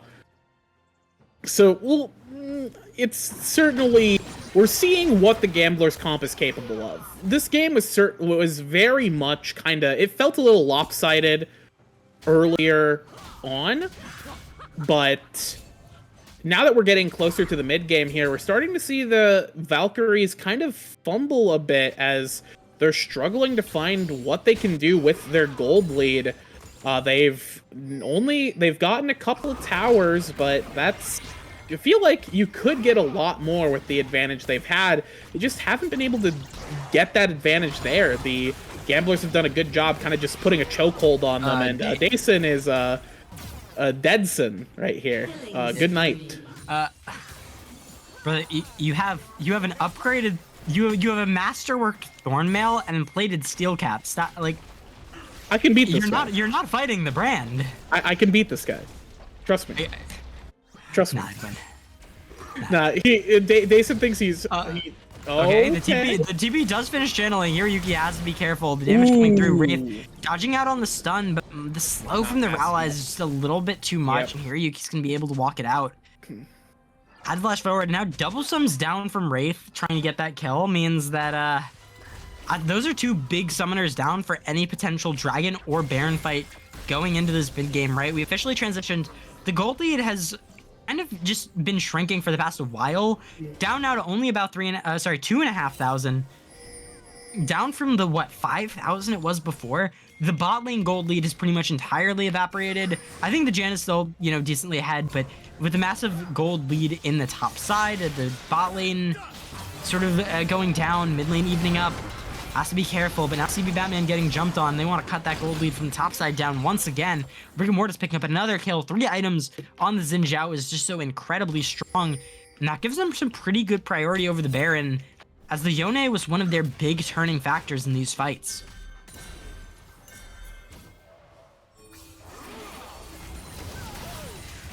Yeah, we do have a potential engage onto Florigato, who will attempt to run away here. Double Cyclone will keep Florigato alive, but the rest of this fight here is going to be really rough for the Valkyries. Yeah, and the brand just does so much damage. The Crescent Guard can be able to block a lot of it. Wraith going forward, going to be able to land a second kill. Now Seeker getting run down. Blubblubfish also running for the hills. Double kill already coming out. CB Batman's still down. They do manage to pick up Dason, but Dason's kind of a sacrificial lamb at this point. He's just kind of the one that sits there and absorbs all the damage, so the rest of the fight can be won. Rescued now up a little bit too far. Blubblubfish going forward. CB Batman has finished channeling the TP, and Rigor Mortis is forced to exit up towards the top side. Still a good fight there for the Valkyries. 2 quick picks can be able to give him a bit of an advantage going into that dragon fight. Big thing to note, the tidal wave, the shockwave, the pyroclasm, and the cyclone all down for the gamblers. Now, I do assume that the shockwave, I think, is going to come back up in time, but everything else aside from the Fate Sealed will be down. However, it's very similar for the Valkyries. That On the Hunt's definitely not going to be up. The Chaos Storm's not up. The Call of the Forge God's not up. The Crescent Guard isn't up. So both teams sort of struggling on an ult disadvantage here. An engage there from Pleb, but using the Shockwave a bit early on that engage, rescued with a really nice Tornado knockup. Gonna make sure that they can't get anything. The vision comes through, and it is gamblers with priority, but they have to be careful as Rigor Mortis is up here on that top side going in. Dason getting the knock up. The tidal wave comes out. Rigor Mortis knocked up, but does have the Crescent Guard, missing a lot of damage. The Call of Forge God comes out. Okay. Gonna be able to use it, get a double knockup now, and Rigor Mortis picking up that first kill of the fight. CB Batman off towards the side, see if he can get anything. Some good healing from the Janna comes through, though. They don't have to be too crazy. Nice picks there. CB Batman going in, trying to find a pick onto Wraith, but knockup quite gonna land. The slow's coming out and just does so much poke damage. Now it is Rigor Mortis, with the help of Rescue, just gonna be able to try and solo that dragon. They don't want to give too much pressure in the mid lane in case they decide to go for that Baron. So they're just going to be fighting around this wave. Now the engage here from CB Batman. Wraith has to go into Zanya's range. Chaos Storm doing a lot of damage, but Wraith is still left alive. So much shielding and backup there, and Rescue's going to be the one to pick up the kill. Meanwhile, on the backside, it's going to be Florigato getting the 1v1 down, eventually falling to Hiroyuki as he picks up that kill. 2 for 1? Yeah, 2 for 1 there at the end of that fight, and a dragon there for the Valkyries, who are going to keep maintaining this gold lead. Going to balloon it back up to the 4,000. We're going down a little bit in that mid game, but has brought it back. Does have to be careful. The Blob Fish flashing in. Going to be able to look for that 1v1 of the Wraith, but the shielding is just so massive from the Q. Dason will end up going down, though, as he's taking just way too much damage from the brand. Dason just dies. Just all right. I've done my job.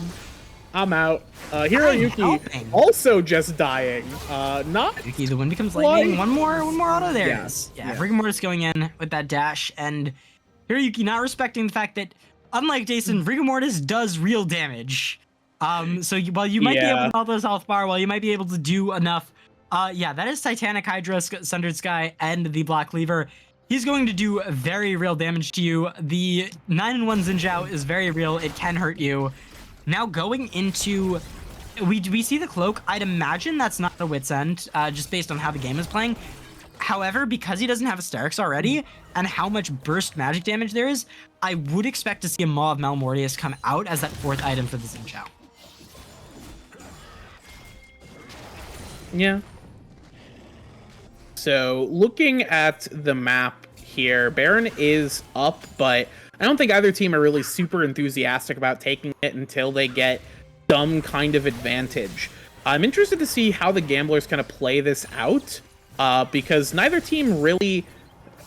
I will say one of the things that the Valkyries is kind of iffy about their comp is without the Orn Horn, they don't really have a lot of great tools to just go for a straight-on engage. They do have the On the Hunt, but that's really about it. And On the Hunt, all it does is allow you to walk into your enemies a little bit faster. So the Valkyries are kind of not in a very great position to take a straight up 5v5, just because it's really hard for them to find a favorable fight. Meanwhile, there are so many tools that the Gamblers have, as we see right there with the Cyclone. The Gamblers can find fights from every angle and can look for these great picks like they just found in mid, and that could even set up for a potential Baron attempt. I'd imagine it does. Yeah, don't get me wrong, Wraith does a lot of damage. However, without your main carry and your support that's been keeping you alive so much, I think it's going to be really hard here. There's plenty of vision down right now, right? You're not playing the Syndra, the burst isn't quite as high, you don't have the kiting and peel that you were able to in last game. The Chaos Storm comes out, you're doing good damage. A lot of damage. Might be able to make it out, the Fate Sealed comes through, now the Call of the Forge God to try and keep Wraith alive. The Zanya's the stun coming through, but it's not going to be enough, and Blah Blah Fish going to be the one ending up picking up the kill. Jason guess I'll die. Does his absolute best to help out, but isn't able to do enough. And yeah, that's what I was talking about, right? Wraith, you know, he was able to buy time on the Syndra last game, but this game, the Gamblers were 5 strong on that Baron, had full vision set up. You're not on the center. You're not one-shotting anyone. You don't have that big AoE stun, on call. You have to wait for it with your W, so just wasn't as strong as it was the last game. However, now Floragato rescued, and Dason are all here, and Blah Blah Fish was forced to back to answer Rigor Mortis, which means they don't have that shockwave. Inhib gonna go down in the mid lane, and the rest of the Gamblers gonna be forced off that Baron. Now Rigor Mortis has to be careful.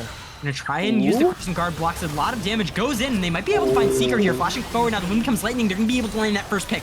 Now Dason going in the bot side, CB Batman tries with the dive, Floragato is still alive. It's gonna be a second kill from Rigor Mortis, as now Pleb is in the Cyclone. He's trying to kite it out, but it's not gonna be enough.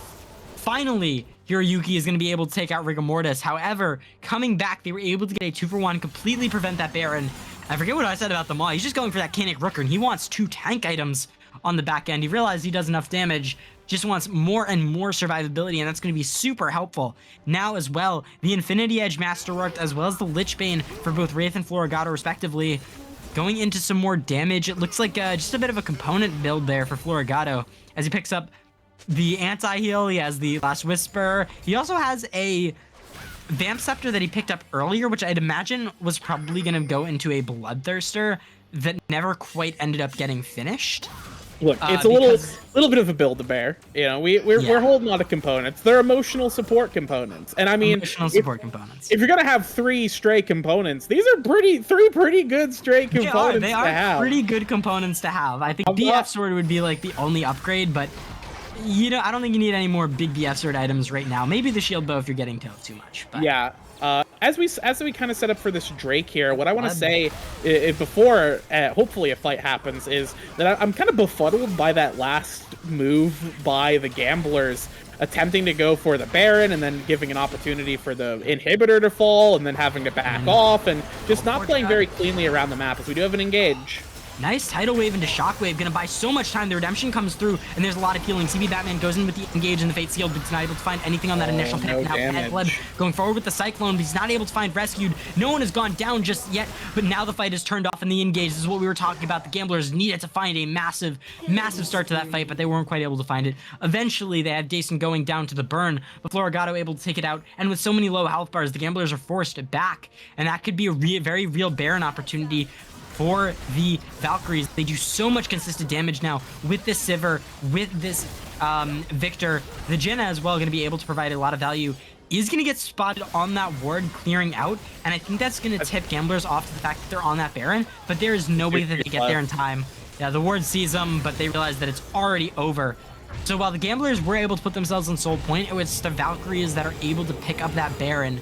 Objective staggered now, and if they're able to get a lot off of this Baron power play, it might not even matter that the Gamblers are on Soul Point. They're just up 5,000 gold now. They have a Baron. They have objective staggered. You can see the Rabadon's now finished for the Victor. The Mortal Reminder finished for the Sivir. These carries just do so much damage.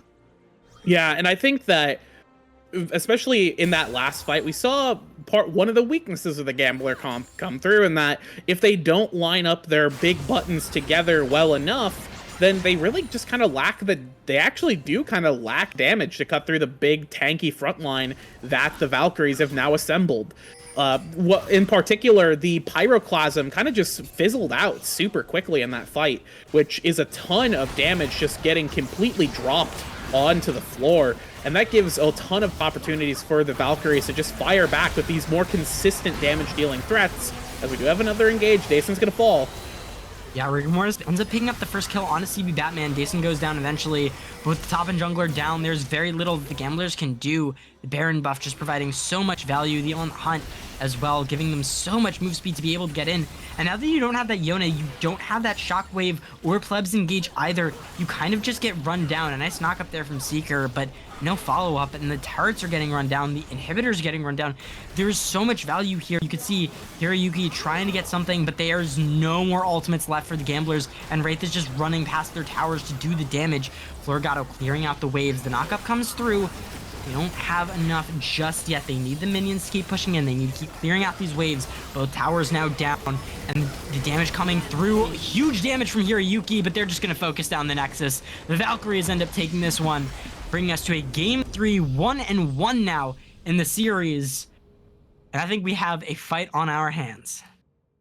Yeah, the Valkyries come out swinging this game, taking advantage of the consistency that their comp provided and exploiting the kind of explosive volatility that the Gamblers provided. The Gamblers appropriately took a gamble this game on these big damage dealing champions that kind of need to work together, but fell into so much of a deficit early on, especially for the Wukong, who became functionally a melee minion with a knockup, that it just became so tough for the side of the Gamblers to actually make use of their champions. They were not able to survive long enough or get into any of these fights.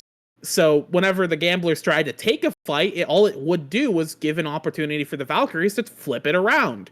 Wraith could drop the Chaos Storm. The Arcane Bat Chest Storm.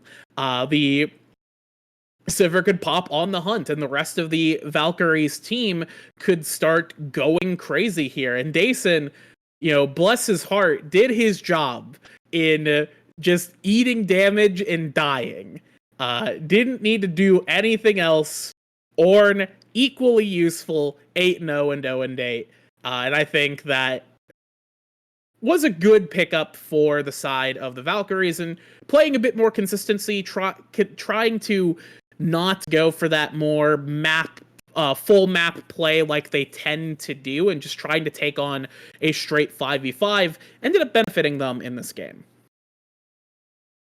Yeah, and if there's one thing that this game has taught me for certain, it's that there's no way Victor is making it through the next ban phase. Nope, not a chance.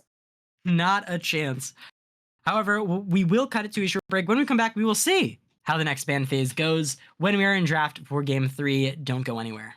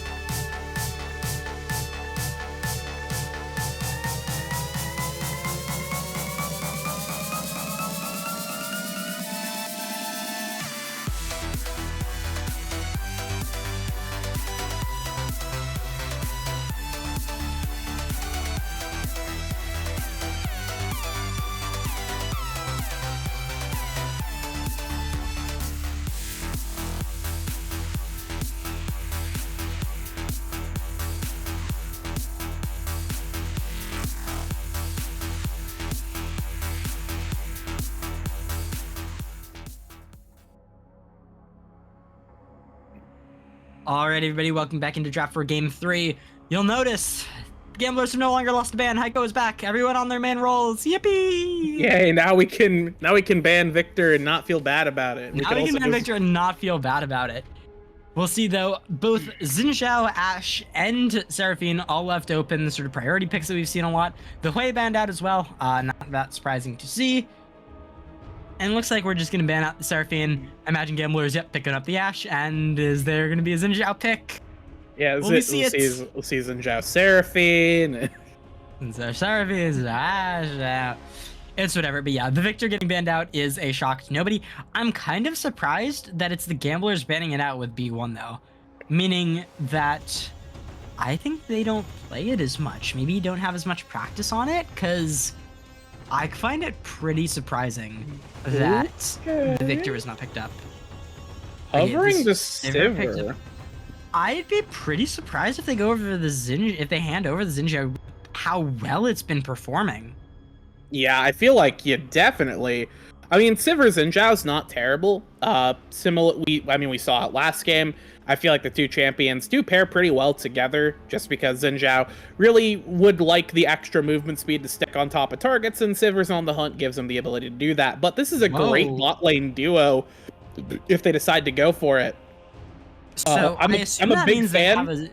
I think that means they have a Xin Zhao answer, right? Because I still don't think that the Karma and the Sivir are so high priority that you would pick them over the Xin Zhao, especially I would agree. The Sivir, right? Like, they're not going to be locking in like Sivir mid or anything, right? So I wouldn't worry about that getting picked away. So I'm curious to see what the answer ends up being, and if the Gamblers get scared, if they're like, wait, do they have something we don't know about?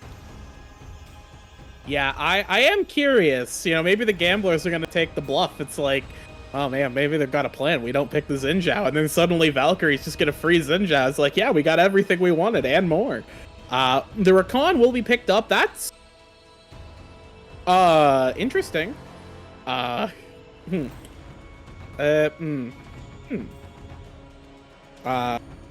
not sure why we picked Rakan, all things considered. I imagine we'll be okay. Maybe it's being elucidated. Yeah, this is interesting. So lots of engage here, lots of go forward big things. Not as feast or famine though as the Wukong, Orianna, and Yone that got picked last game. Definitely much more of a rounded out engage style composition, and it's going to be the Ornn picked up once again for Dason. This time going to be able to get bans out as well because they locked it in on that R3 before they're going to be able to. Now I'm wondering if the Xin Zhao stays open for the next round of bans, or if neither team really wants it this game. That would be very funny, is if after, 2 games of high priority Xin Zhao, both of us talking about, Xin Zhao's a really big champion right now, both teams are just like, who's that guy? Don't need him. He's not even that good, when you think about it. Very mediocre. It could happen. We do have the Mundo being taken away, targeting Dason here. Dason is targeting the Gamblers top laner here with these bans, taking away stuff that would be favorable into the Ornn, as the Valkyries to just pick that one up for themselves. Once again, I think it's a smart thing to do for Dason. Just get him something reliable, something with good buttons, something with good stats to where he's less likely to be a problem. As we do have, I think, is that Warwick? Is that the band that's not real? Because I saw that on the other stream where DraftLol didn't load Warwick's picture. Wookie, do we have confirmation as to what that last ban is for the side of the Gamblers?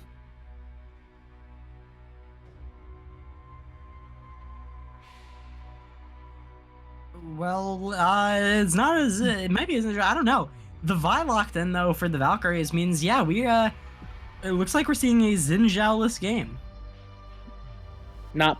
It was Syndra. Okay. Not picked, not banned, don't need him. Xin Zhao, overrated and underhated, as it were. The Vi picked up, and I'm going to bed. Valkyries have lost all support from me. This is terrible. What are we doing? What is going? I mean, yeah, okay.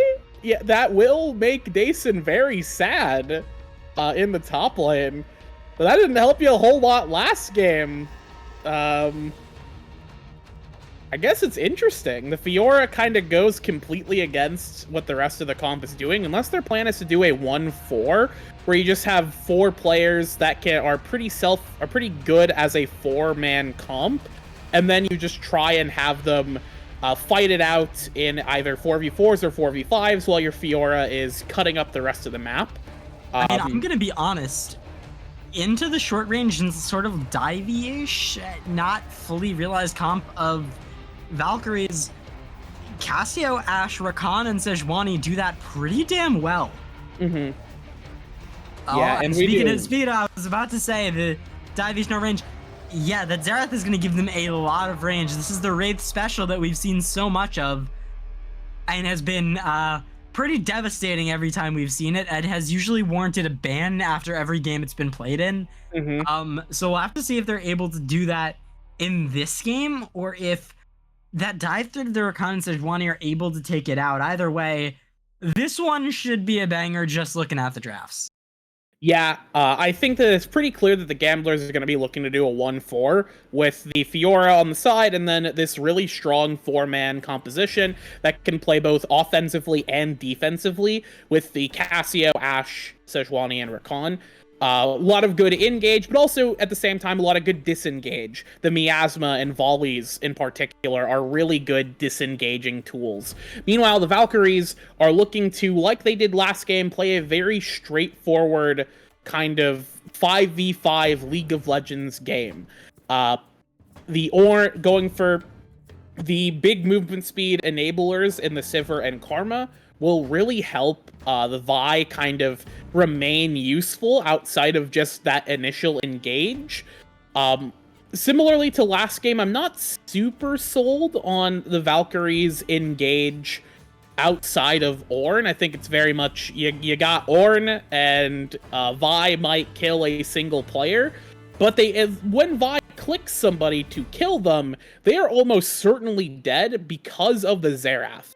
The Xerath, I think, is what kind of pulls the comp together in terms of shoring up the weaknesses in terms of the low range, where they'd have to kind of fight into the miasma and the volleys, and it allows them to follow up from a variety of different ranges. If Vi is a little bit too far forward, Xerath can play with that. If Vi is, in melee range, that champion is almost certainly getting shredded to hell. So I do think that both comps here are very proficient. Personally, I would give it to the Valkyries here. I've been wrong all 3 games. Well, both the first 2 games I've been wrong. But I'm going to give it to the Valkyries here. I think just because the stability of the composition is what I favor. And I'm not sure, because we saw a similar kind of idea with the AD into Ornn last game. Didn't really pan out for CB Batman. And I don't think the Valkyries comp has changed that much to really give the Gamblers the edge. Yeah, I mean, honestly, I'm also kind of going to go for the Valkyries just because I don't know if I believe in the Vi. It has not performed well this season, just in general. Rigor Mortis is good. Don't know if he's make Vi the champion that has been struggling the entire season work good, but either way, I do have faith in Wraith. Wraith on the Xerath has been an absolute menace every time we've seen it. So unless something, unless we're seeing something different here, should still be very prolific. But I will say, from everything we've seen, CB Batman on Fiora seems very threatening. Oh, for sure. CB Batman's going to get an insane lead, and it's just going to be depending on what CB Batman can do with that lead. All right. So it looks like we know where everyone's going. I'm not too surprised. No crazy role swaps or anything this game. There's no real flex. But the big thing I'm looking at is the early game for the Gamblers top side, you're not going to really have mid rotations from that Cassio. The Cassio is not going to really be able to hard shove that wave, especially early on when you don't have the mana. And you don't have like the same range as the Xerath, even once you hit 6. So while the Sejuani and Fiora are still very strong, I worry that Wraith is just going to get the push, going to be able to roam around, and that's going to be a little bit too much for the Gamblers to handle. Yeah, but we'll have to see. We're going to go to a quick break for the spectator lay. When we come back, we'll be in on the Rift for Game 3 here. Stick around. We've got some action coming at you after the break.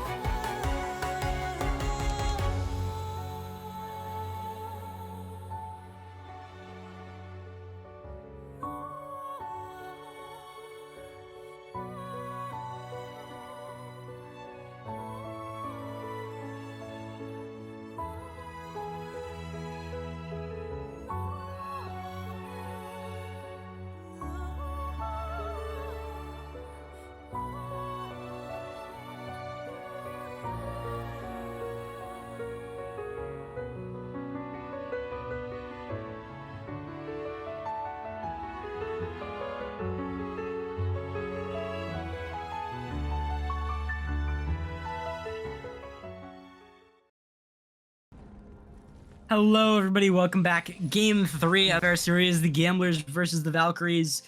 Banger picks here so far. We've been seeing a bit more of that standard, nothing too crazy.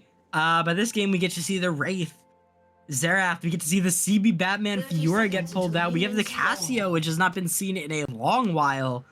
So I'm hoping for an interesting game, one that should be fun to cast at least.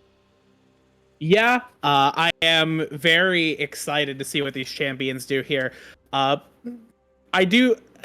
like seeing some fresh picks come out. It's been a while since I've seen a Cassiopeia get pulled out. It's been a while since I've seen a Fiora get played. I'm a big fan of the Sivir Karma bot lane. A fun Becky lore in terms of my draft league experience. The first season I played in Victoris, I was an 80 carry for some reason, and the only duo that I was able to really win on with my support was Sivir Karma. That was all we really found success on, was playing that duo. So I am familiar with how this plays out for the Sivir and Karma. Very strong early power that can be kind of supported by just good double movement speed, allows them to stick onto targets very easily. Very strong bot lane duo. I'm a big fan of it, although I do think that it could. I did like the Janna last game. I was really impressed with how Rescued piloted the Janna. So I'm curious to see how they'll play the Karma here. Good knock-up from Seeker, getting a solid trade, as Heiko is back on the Rift, everyone. No longer we have our players back in the roles that they have been playing. We still don't have Flash in mid, of course, but Blobfish has been doing fine. And Heiko is going to be... We'll see if Heiko's the big difference maker here in the bot lane. As I will say, Asian Jason looked a little bit rough in the bot lane both games, so I think now that we have the jungler back in the role that they've been playing for the rest of the split, maybe things will be looking up for the Gamblers. Hopefully they will. Dason doing a pretty good job playing around the walls there against those Fiora marks. But, you know, the time will come. Eventually he will get Fiora momented on, and it's a rite of passage for all top laners to get a good Fiora and have to play a tank into that. It's not fun. You cannot build against it. It is percent max health true damage. There's nothing to do but build damage against that, and this is not me telling Dason to build damage. Please do not build full damage Corn. That being said, I think that this early game is probably going to be relatively kill-free, all things considered, barring some insane jungle presence. Just because I don't think anyone has the really, like, massive tools to actually get a kill without having to invest something extremely significant into it. Yeah, we do have a root going down onto Seeker, but it's going to be kind of negated there by the healing from the quilled feathers from the Rakan here. Taking a bit of pain, but not too much. Just a little bit of friendly poke from our two bot laners here, as CB Batman holding a pretty decent CS advantage right now. Dason did have to recall burn the TP, and is... Oh, wow. Good riposte from CB Batman there. As Dason's going to be breathing some fire, forcing CB Batman back, but I think the advantage in the top lane is still very much for the Fiora right now. Otherwise, a very kind of even game state here. Dason looking to interrupt the recall. It's not a bad choice, necessarily. I think it's kind of smart. Really rough, though, because Dason's going to be pushing this lane back in. CB Batman's just going to take the TP. Should be able to fight and hopefully thin out the wave, maybe even get a freeze. The wave is pretty massive, though, so it might just be smart to let it crash into tower and not take all that minion damage, because with Rigor Mortis off the map, you definitely risk a potential dive if you're not careful and you try and get that freeze. But yeah, just going to let that crash. Come back. Jason's going to back as well, get some items, but yeah, relatively even across the map. Some CS leads, though, for the Gamblers that ends up putting them, you know, a couple hundred gold in the lead, but nothing too crazy right now. Yeah, so I guess looking a little forward here, The Mountain Drake is up. The first round of Grubbins are going to be coming up soon-ish. It looks like Rigor Mortis is going to be going for that mountain, and Hiroyuki is going to be going for the Grubbins once they do spawn. Probably going to see that trade there. Although Rigor Mortis is going to get this Drake a bit earlier than Sejuani is going to be going for the Grubs. So could potentially see a contest over those, but Seeker did roam up to the top side, so they're almost certainly going to be trying to just take that. Ashe being left on her lonesome here. We're just going to stick with 2 players in bot side for the side of the Valkyries. They do have an idea that this is happening. Pings are going down, question mark pings. So they are aware that these Grubs are being taken, but I don't think they're too upset about this necessarily. For the time being, it looks like Karma will be moving up just to make sure that Rakan doesn't go for anything spicy in the mid lane, which they are going to look for. Yeah, but a nice speed up from the shield there from Rescued means Wraith is just going to be able to walk himself out without any real risk. And you can see objectives being traded over. Valks pick up the dragon. The Gamblers pick up the Void Grubs. All right, I'm thinking of like Void Mites. I keep saying the Mites because that's what they spawn, but no. The 3 Void Grubs going over to the Gamblers, which I think they're much happier for, given the push power of this Fiora. I think they'd much rather start this Grub stacking than the Dragons. Yeah, the Fiora is... Getting the Grubs for the Fiora is going to be huge if they can get the next round of Grubs. And I think the Valkyries are going to need to look to try and contest that once it happens. Obviously, I think... I feel like even if you are the Gamblers, you don't want to take the Drake trade. You just go to try and get those Grubs in for the Fiora. Because if this matchup looks like it continues as it's going right now, Dason is just not going to be able to hold against the Fiora for that long. Even with the Bramble Vest, the early Bramble, once again, Dason, he's been in the zone. He's been trapped against AD top laners for 3 games now. He's like... I understand the suffering. I understand the feeling of having to build Bramble Vests all 3 games. It feels awesome. So he's not doing that amazingly, so it would be pretty easy for CB Batman to just kind of go up, whack that turret, especially if they can get Dason off the map or force him to recall without TP. Fiora approaches a turret and she can smack it down super fast. So obviously I think playing to the Grubs, super good idea for the Gamblers. But we'll see if the Valkyries decide to allow them to have that and take the extra Drake point, or if they decide to contest later on. But we have a few minutes before we have to worry about that.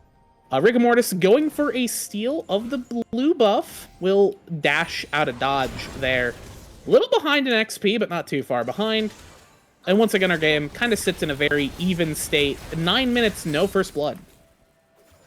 Yeah, and that's sort of what I was saying, right? Like, the investment needed to get a kill here in the early game without, like, fighting over objectives is just extremely high, right? Any role that has, like, a significant kill advantage is playing it as someone that has a lot of ways to get out, to so much that actually abusing that takes a lot. I say up in the top side as Dason immediately goes for the stun. CB Batman flashing in, Dason going for the Call of the Forge God, but CB Batman's going to be able to get the first blood, fortunately going down to the tower in the process. And, I still think what I said stands. Yeah, significant investment. Had to go under tower, use that flash, even with Dason sort of misplaying it just because the Ornn is so tanky. Speaking of insignificant investment, we should be seeing a double ult investment down here. Remortis going in, looking for something. Not going to use the ultimate, though. Florgata backing up as well. Wraith use the ultimate, though. Heiko getting poked out so hard. Flash forward from Rigor Mortis. Going to be able to use that Vault Breaker. Get the first kill right into a second, thanks to that cease and desist. Beautiful double kill down there in the bot side. Blah, blah, fish.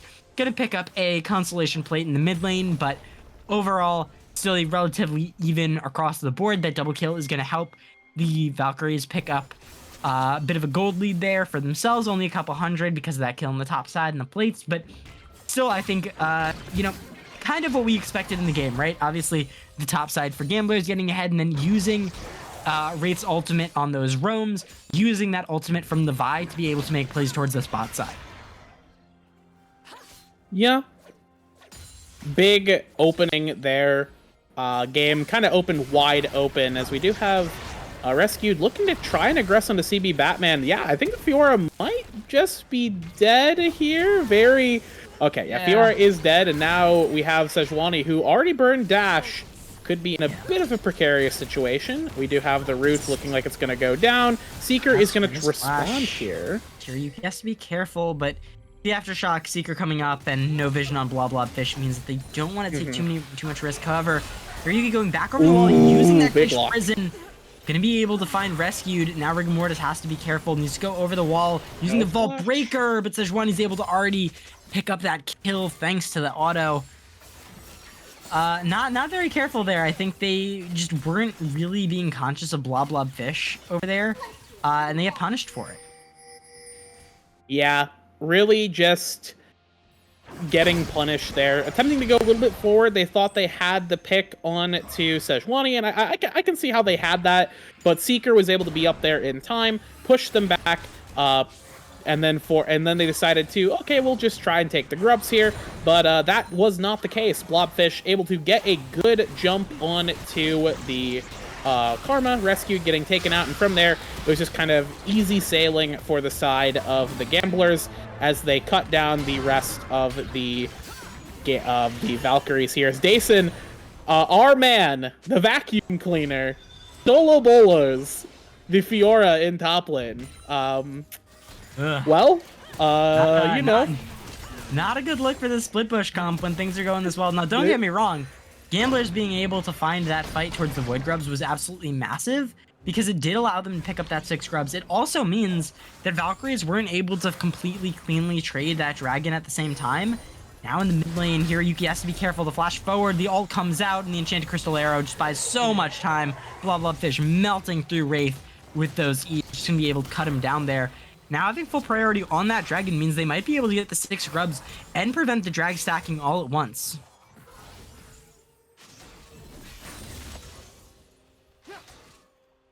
Okay, so taking a look here, second Drake, it looks like it will be going, at least it's going to be started here for the Gamblers. Gamblers also did pick up the second round of grubs, which is big for the Fiora. Okay, we do have a potential contest here. TP coming in, Rigor Mortis going to get interrupted. We're going to see what happens. Yeah, Seeker going forward, trying to land the Grand Entrance, but it's going to be Florigato picking up first blood. Seeker now forced out with no HP left. Blobfish looking for the damage, looking to find something. Gonna be able to use that miasma to buy some time, but still has to be careful. Dason now 1v1 XP Batman up on the top side while all this is happening. They don't care. They're just jamming out to music. Wraith is scary. It's gonna be the Valkyries picking up that second dragon here. Massive for that team. Gonna be able to get both of these early dragons. Means that they're gonna be able to play towards that soul win condition. Especially good because it is the Hextech soul. Yeah, especially good for the side of the Valkyries here. And it gives them something to do that will definitely, if they come in with the high-powered, high-octane Hextech power, it's going to make it a lot harder for the side of the Gamblers to go for that 1-4 with the split push Fiora, because there's just so much extra damage, so much extra poke, especially from the Xerath, with backed up by that Hextech Drake. If they do end up getting Soul here, that they're gonna have to, the Gamblers are eventually gonna have to attempt to take a 5v5 fight, and as we know, Fiora is not the most proficient in 5v5 skirmishes. Not awful, definitely not the worst champion you've ever seen in your entire life, but certainly you'd rather have a champion that does things more proactively in a fight than a Fiora, at least in a 5v5 fight. But these little side skirmishes are certainly good for the Fiora if Dason wasn't just the largest man on record right now. Looking far cry from what we saw in the previous 2 games on this on these tanks in top lane here. Dason may have downloaded CB Batman in the top lane. You know, download complete. Now Dason is online. Download complete. The Roomba has mapped out the entirety of this living room in top lane, and now the clean sweep begins. Yeah, but they have to be careful though, as Rigor Mortis gets engaged upon, using the Hollow Forge God to try and buy time, but Miasma stopping the Vi from being able to play the game there. A nice flash from Rescue, dodges out on the Enchanted Crystal Arrow. Dason now just tanking so much there, the right of the Arcane pop, and Wraith is trying to find something, but Seeker is dodging so well, able to dodge out on every single one of those. The damage comes through, Wraith doing so much with this Karma, but Blobfish keeps chasing forward, and use the Miasma and back off. Florigato finally here in this fight. This might be able to get a lot of damage. Florigato, I don't like your on odds. the hunt, doing some damage, but it's right hit by the Petrifying Gaze. Seeker goes in, but goes down. Florigato picking up that kill, kiting back, doing a lot of damage, but Wraith has no mana left, and Blobfish has that blue buff. The Twin Fangs coming out, can be able to take out that Karma, now chasing out more. Rescued goes down, but Wraith is still alive, unfortunately, with no mana. Not quite going to be able to do anything, and it's coming up Gamblers for that fight, just not respecting the power of this Cassiopeia and not respecting the power of that Miasma in the fight. Vi cannot play in the Miasma. However, once it's already used like it is there, it's easy pickings as Rigor Mortis used the Cease and Desist to pick up that kill, and a massive shutdown as well. Yeah, the Snake Lady will not survive in the mid lane there, but fancy footwork on Blobfish really took over that fight and gave the Gamblers the edge. I thought that the angles that the Valkyries were looking for were certainly ambitious. I don't know about Florigato going in on the side there with the on the hunt, just trying to cut them down on their own. Wasn't a big fan of that. It ended up panning out kind of okay, but because of Blobfish existing and kind of just shitting on melee range AD carries like the Sivir, it was super rough as the fight will continue here. Yeah, so Batman being able to pick up Rigor Mortis, it's just looking really rough, right? Because every time the Valkyries try and get something, they think they might be able to, and this happens, right? Wraith going down as well. It's a triple kill now for the Gamblers, who've just been coming in every time the Valkyries overextend. And I think the Valkyries have just been, like, overplaying their hand every time they get a lead. They're just not realizing that, yeah, the Gamblers can come in and sweep us if we're not careful. That's exactly what's been happening. Now up on the top side, Dason trying to 1-2 on the Fiora. Just because he did it once doesn't mean it's going to keep happening, as CB Batman just runs him down. Now has that completed Ravenous Hydra, going to be a massive power spike.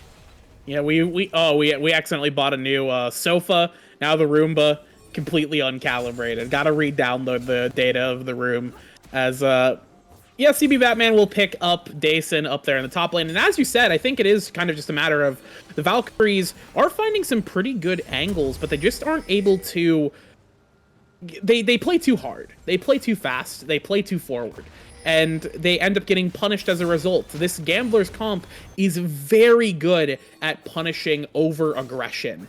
The Sejuani, the Cassiopeia, as we've seen so much here, the Ashe as well. All of these champions are so good at when you step, the moment you step an inch too far forward, you are dead. And that is what we kind of wanted to see here from this four-man composition with the Fiora in the side, is their ability to just play both aggressively and defensively in the 4v4. And now Dason's kind of going to be pinned up in the top lane here, because CB Batman, with the 6 grubs, is such a huge threat that even with the TP, Dason can't really find an opportunity to utilize it. And it's just going to come down to, can the Valkyries 4-man comp beat the Gamblers 4-man comp? And I think with all of the great buttons that the Gamblers have on the bot side of the map, their 4-man roster, it's really tough because the Valkyrie's best button is on Dason, who's locked in top lane. So yeah, I think you hit the nail on the head, right? Is that they drafted around this sort of 5v5 using Ornn as this big sort of engage the Call of Forge God, being able to change these fights, but Dason can't move. He's completely locked in topside. And the Gamblers knew when they were drafting their comp, yeah, we're just locking in this amazing 4v4 composition. They might be able to 45 in the right conditions, right? And the Valkyries are just not that, obviously, right? They have, you know, some good pressure with the Sivir, with the Wraith being able to poke people out, but they just don't quite have the same level of engage, peel, and just all-around strength of being able to deathball and run into people and still maintain the power that they have, right? Now you have Blobfish, fully stacked Seraph, 9 on the Rat of Ages, that's about to evolve, just going insane on this Cassio. And, you know, you just don't have the same pressure for Wraith, who's not even on a second item yet. Florigato being forced to run with that, Navori is going to be delayed on both the Infinity Edge and the Lord Dominix, which means that it's going to be a long while before the Valkyries are actually able to win team fights. Yeah, and even then, how long can they afford to wait? That's kind of the big question here. And I feel like with the Fiora on the side lane, they're not necessarily on like a hard clock. This isn't like, one of those. This isn't a scaling champion that ends the game on their own at 40 minutes. But it is a champion who, as the game continues, if you don't make proactive plays through 1,000 cuts into your side lane turrets, Fiora is going to just put you in a state where you have to make very rough calls, where you have to give up something significant just to get footing on the map. But now CB Batman may be fumbling a little bit. Okay, never mind. Rigor Mortis looking for the Assault and Battery there on to Cease and Desist onto the Fiora, but not a whole lot going to amount to it. Honestly, I don't know if they would even beat the Fiora 1v3. CB Batman is a little large, and Vi is not nearly as strong as the Xin Zhao was last game to take the one-on-one situations. As Dason continues to be locked in top lane prison by the Fiora here, and the Valkyries are kind of just fumbling around. Yeah, nice quickness there. The engage from Seeker and Chan Crystal Arrow is just going to leave Dason stun locked for years and years and years, and CB Batman's going to end up picking up the kill. Rigor Mortis trying to defend here, looking for an extra pick on CB Batman, but Seeker with the Shurelya's just going to pop that movement speed and get his top laner out of there. This is what you were just talking about, right? Dason, being completely locked in that top side while the rest of the map falls to shambles. Meanwhile, CB Batman's just running down everyone humanly possible that he can, and putting Dason under tower, up CS, has all these kills, has the gold advantage, has all these items, and now Blah Blah Fish, putting on a clinic down there in the bot side, being able to just be a full item up, has full priority on these towers, is so hard to kill, can even 1v2 in the right circumstances. It feels very hard for Valkyries with their composition to actually play into it now that Gamblers have the lead, right? The Valkyries needed to push that early game lead that they had, and they just weren't able to do it. They fumbled at too many objectives, and now it feels like they kind of need a couple miracle fights to get back into this one. Yeah. Are you a believer in miracles? I don't know if I am. I can't say that I'm much of a believer in miracles, especially as the game continues to just kind of be Valkyries getting choked out slowly over the course of the game without really anything to allow them back in. I'm not sure what angle the Valkyries can take, because it comes down to, well, I guess we got to play around the Vi. Can we get a pick here? Well, you can't, because of Miasma and Sejuani. So, okay, we can't get a pick here, then I guess we attempt to try and fight a split game, but Fiora will always win those. So there really is not a lot of angles being given to the Valkyries here, and it's going to come down to the Gamblers maybe making a blunder that is exploited. It's not like the Valkyries don't have the tools to exploit that. They do have the On the Hunt, they do have the Cease and Desist, as Wraith is going to get shot by the Enchanted Crystal Arrow and die horribly. Yeah, and this has just sort of been story of the game, right? I mean, Heiko has been so clean with these Enchanted Crystal Arrows. I mean, quite honestly, the Gamblers look like a different team with Heiko back. Now that they have Hiroyuki back in jungle, they have Heiko back on ADC. Don't get me wrong, their subs were totally fine, but it definitely feels like Heiko is adding a lot to this team. Not only being able to, sort of run that bot lane, but also allowing Hiroyuki to actually play jungle. Looks very good on the brand, don't get me wrong, but definitely you can see the confidence come out when he's playing Sejuani, when he's playing these jungle picks that he's been playing all season. And, that might be the difference maker. That might be really what makes Gamblers have got the second win, right? Heiko comes back. Maybe they're all invigorated. Maybe, they think, okay, now we can really play the compositions that we've been practicing all split. We don't have to the gloves are off, right? We don't have to keep handicapping ourselves to sort of play around the weird puzzle we've been given.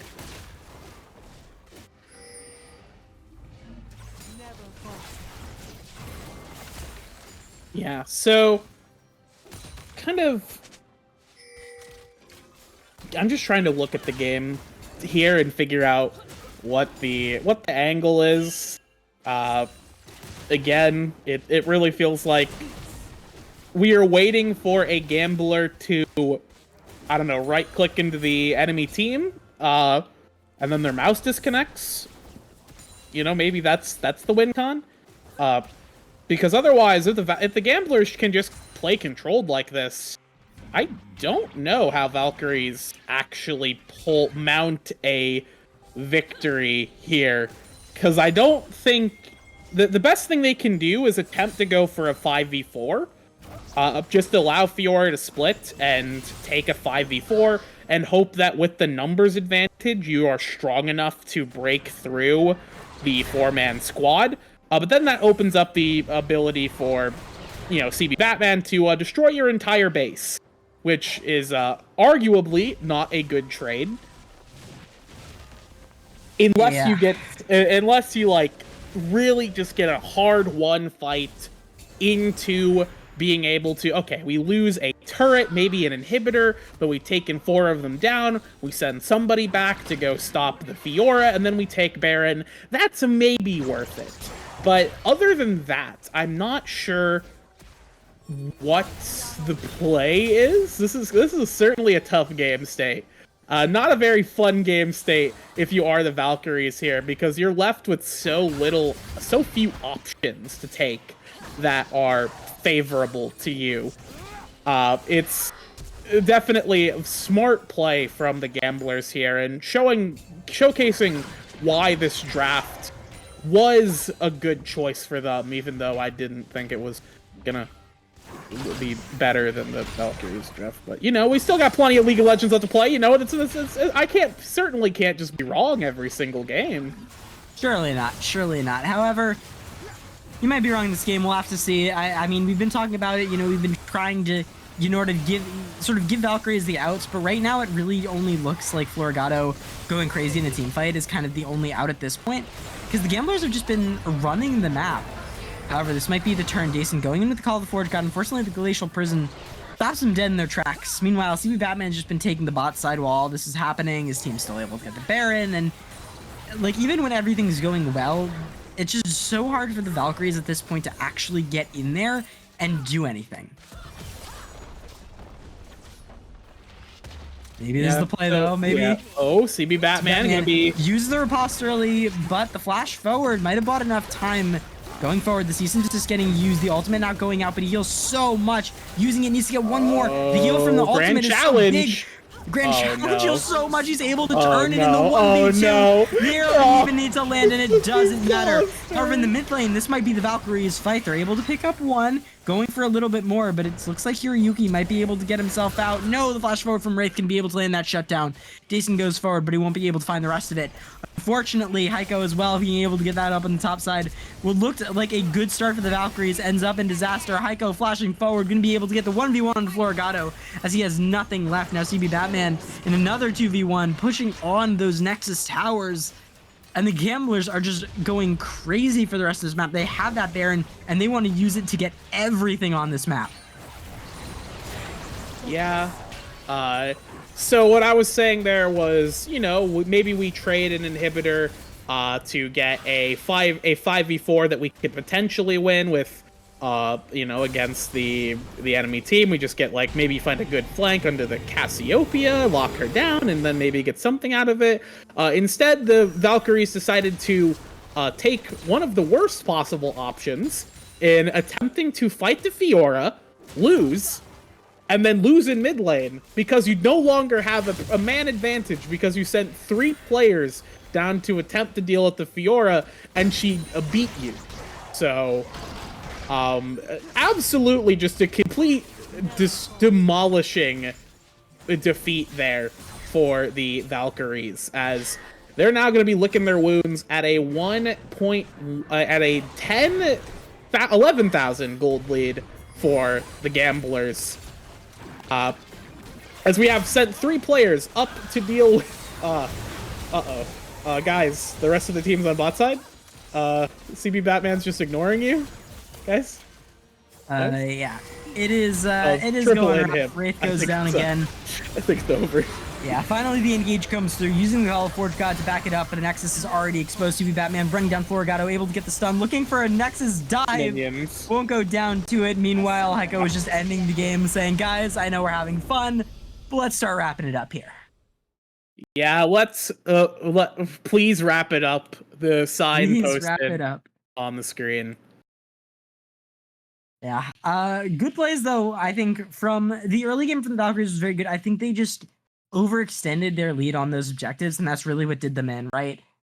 The Gamblers were just able to capitalize every time they did that and got so many fights that they weren't otherwise able to, and were able to accelerate that scaling just so quickly. The Fiora up on the top side, the Cassio in the mid lane, the rest of the team just backing it up incredibly well. Gamblers up now 2-1 in the series.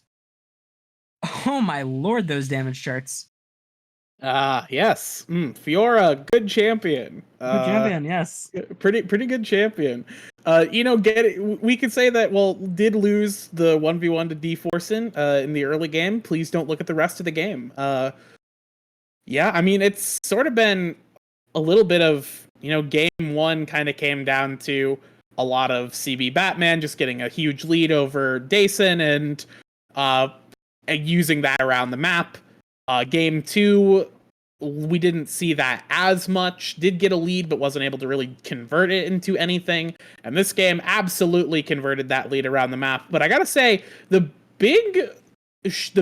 person who showed up big this game was absolutely Blobfish on the Cassiopeia. Really good use of the miasma. Really good control of the champion, just knowing spacing really well. Not going too far forward, not staying too far back, just executing really well on the champion and really making it impossible for the Valkyries to actually find any sort of advantage just through Cassiopeia existing in the game. Literally, choking them out like a snake coiling around them. Yeah, and that's exactly what happened. And we'll have to see going into game 4. The Valkyries are going to be able to adapt to that, or they got to pack it up and go home. We'll see. Don't go anywhere.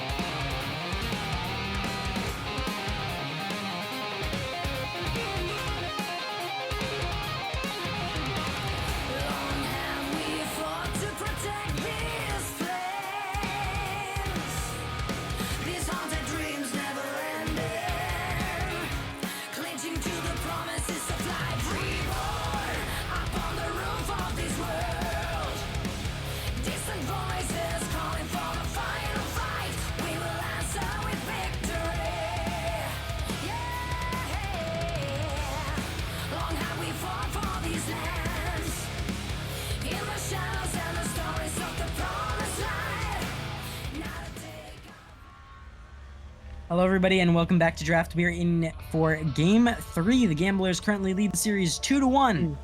The Valkyries trying to catch back up. The Gamblers trying to end it right here, right now. A couple of mid lane bans getting thrown their way as the Valkyries pick back up blue side. The Hui and the Victor are already both banned out. Looks like the Braum as well, so we'll have to see the Gamblers end up banning out here. If it's going to be the Ashe or the Seraphine, looks like it's just going to be the Seraphine. And I'm wondering if that means that we're going to see just another B1 Ashe. Would not surprise me. Ashe, in both of our series tonight, has been a pretty big champion. And yeah, what a surprise. Ashe is there. Just good damage, good utility. She does everything. She's like the PlayStation 3. It's incredible stuff, honestly. I'm curious to see what the Gamblers do to kind of respond here, if they go for one of those other big priority picks. We didn't see the Xin Zhao prioritized at all last game, so it's not like that's something that they have to really consider. What I'm interested to see is what the Valkyries decide to do with the Dason problem, because the Ornn clearly is not panning out how they want it to, and if they pick the Ornn blind again in B3, it gives the Gamblers the opportunity to just do what they did last game, pick a Fiora or pick another one of those big split push 80 top laners that just make Ornn miserable. And we have... Oh, we are going way outside the box now. We have decided to do big damage this game. We are going to beat you to death with hammers. With hammers, with many, many hammers, it seems. Oh my lord. Yeah, we can see the Ashe already picked up the Lilia and the Corki as well. The double ADCs and the Lilia. I expect to see 2 tanks coming out to round this out, although, you know, with how that went last game, that might not be the play. We can already see the side lanes being set up, the Caitlyn and the bot side, to put out that early lane advantage. Ryze, obviously a very, very good split laner. Can also go top, but I imagine it probably goes mid, given blah blah Fish's champion pool. And if they're setting themselves for a potential R5 split pusher, if the Valkyries lock in double tanks with these 2 amazing side laners, I think you definitely could have a pretty rough time on your hands if you're Valkyries, similarly to the way it went last game. You can already see, though, the Ornn getting banned out, so maybe not. Maybe they're expecting a, maybe they're expecting that Fiora ban. Maybe. Certainly something to consider. The Ryze is interesting. Yeah, it looks like, yeah, we have the Ornn taken out. The Zyra will get taken out as well. That's fascinating. That's a ban where they know something I don't about the Zyra situation here. Maybe there's a desperation play that the Valkyries have in store with the Zyra that they just want to deny here. The Trundle getting taken out is probably a good idea. Again, they know something I don't, for sure, about the Trundle ban here.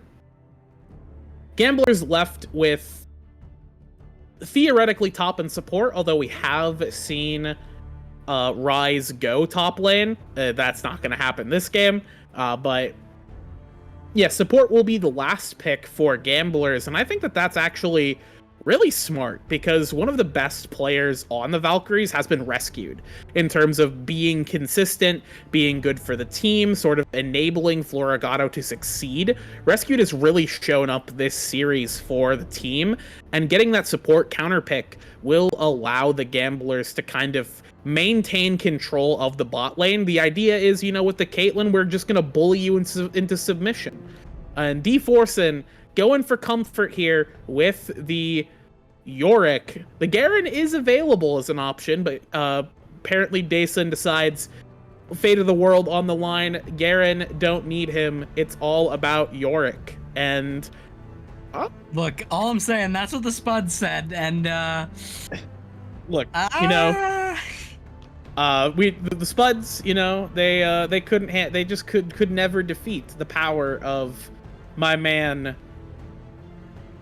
Wanderer, Miles Coleman, the legend. Man, the myth, the legend. The Karma picked up as well. Yeah, wow, this comp is just all damage all the time. Yeah, there's not much else to say. Decent range, but like against the enemy comp, I don't know if it's the craziest. I think it's still good. Obviously, massive sleeps, massive arrows are always going to be able to take good plays. Going for the split push idea this game rather than going for the tank. Obviously, you know, they're going to try and switch that around. Meanwhile, the Gambler is just going to use that Leona to round out their draft, and I really like it. I'm personally going to go with Gamblers just based on the draft. However, we'll have to see. I might be wrong. I might have cursed it. I mean, I'm the one who's been wrong all night, consistently. And I don't want to do this to the Valkyries. But I think the comp's really this comp's terrible. I like consistency. I like reliability. The Gamblers have both of those. They have a very reliable team that has a good balance of damage, frontlining, tankiness, a very strong power curve throughout the game as well, with reasonable early game, mid game, and late game. I think that the Valkyries absolutely have a very dangerous late game composition if they can get there. But who's the tank? Who's our front line on Valkyries? The Maiden? Look, the best form of CC is death. We kill them. If your dead opponents deal no damage, I suppose is the key. If you move faster than your opponent and kill them, then you always win. This is a strategy, for sure. I don't know if it applies to League of Legends as much as it does like Pokemon, but you know, maybe this is Pokemon. What do I know? So I do think the Gamblers just have a better comp here, just a very well-rounded comp. But that's me. I think they drafted very well. But we'll have to see if they're able to put it into practice when we get back into game 4. For right now, we're going to cut it to a short break. Don't go anywhere.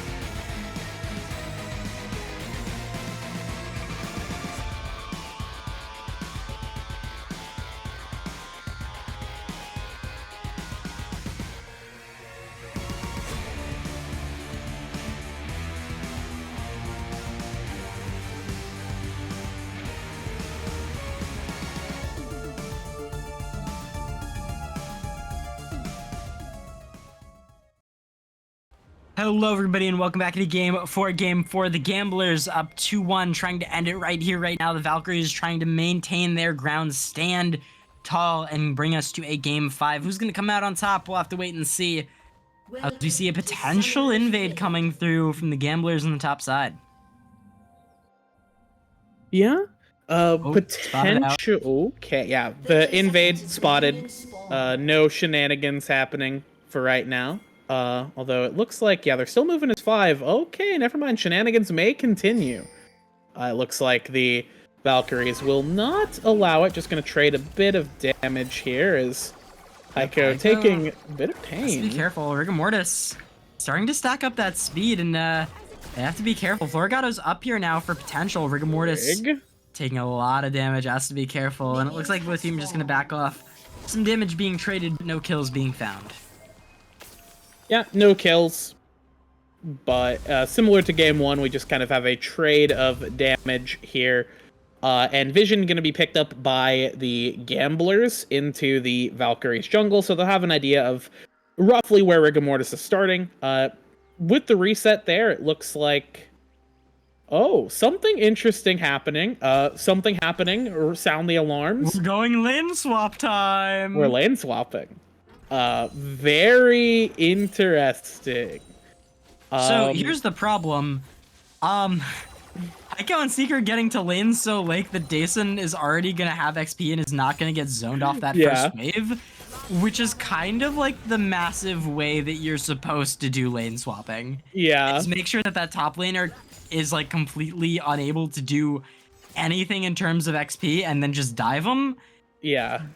But yeah, it looks like they're also pushing the wave in for some reason.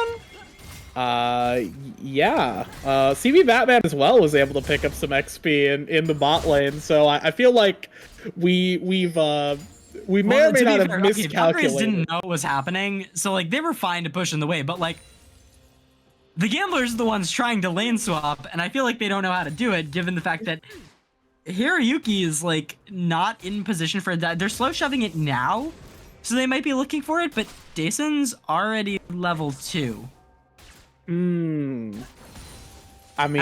yeah, and they're not even going for the dive.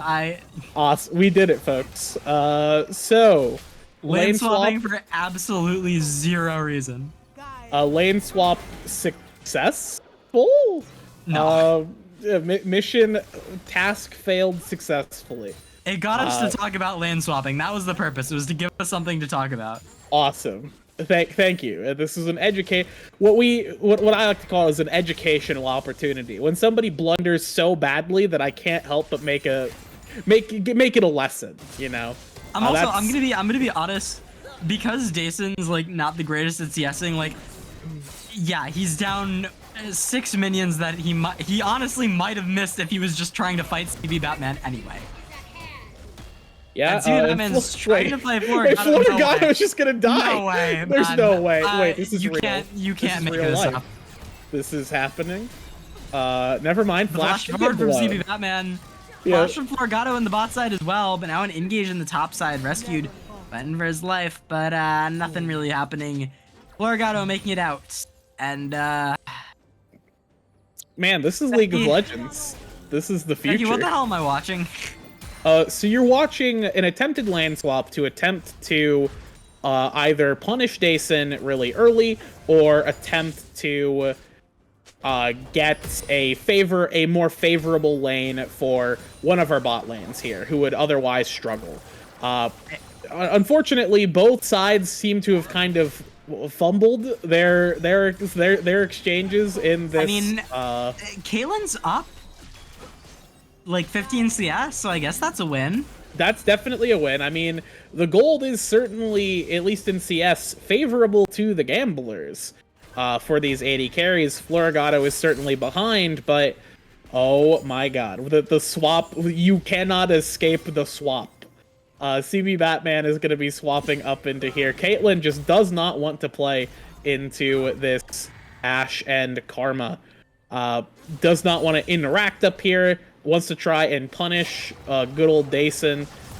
The XP is going to be really funky this game for these top laners and our bot lanes here. But it looks like the big loser is just going to be Floragato, who is down in CS and going to be down in XP pretty massively, and that's a huge cooldown to not have in line with the rest of your team. With dropping the Enchanted Crystal Arrow is going to be a rough call here, as we're sending Dayson's walking down mid lane now. Very good, excellent. Dayson does decide to go up to the top lane, and you'll never believe it. We are continuing the swap. The swap never ends, folks. You cannot escape hell, Dayson. You are trapped in purgatory. They're not really...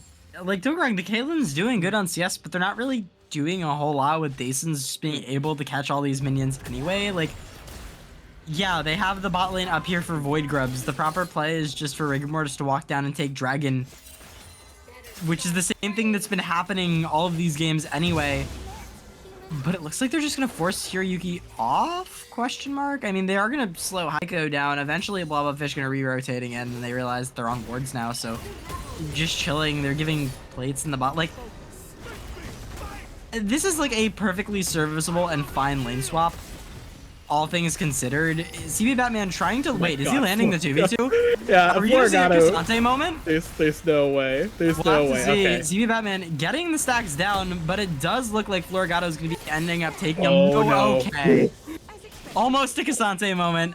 Wasn't quite. It ends up being Florigato with first blood, putting a stop to all the lane swap shenanigans, with the inevitable realization that literally nothing happened and Ash got first blood anyway.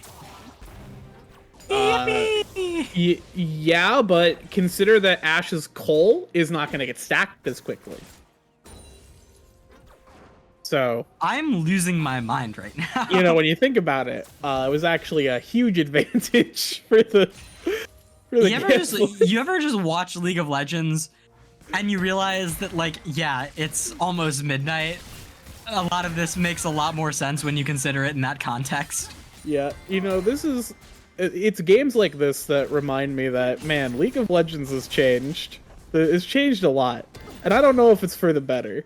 Has it? I don't know. Lane swaps were a thing, like, 7 years. Like, this is not the first time lane swaps have been, like, a thing. Yeah, I mean, previously lane swaps really were just to kind of put the enemy top laner into fucking Zimbabwe, where they were no longer a factor in the game. You just had like level 3 Shyvana walking around. Oh my god, suffering. I'm forgetting what teams it was, but it was like the level 3 Rumble when everyone else in the game was like level 7 or something. Yeah. And he was just like, he just started buying wards and playing support. Yeah.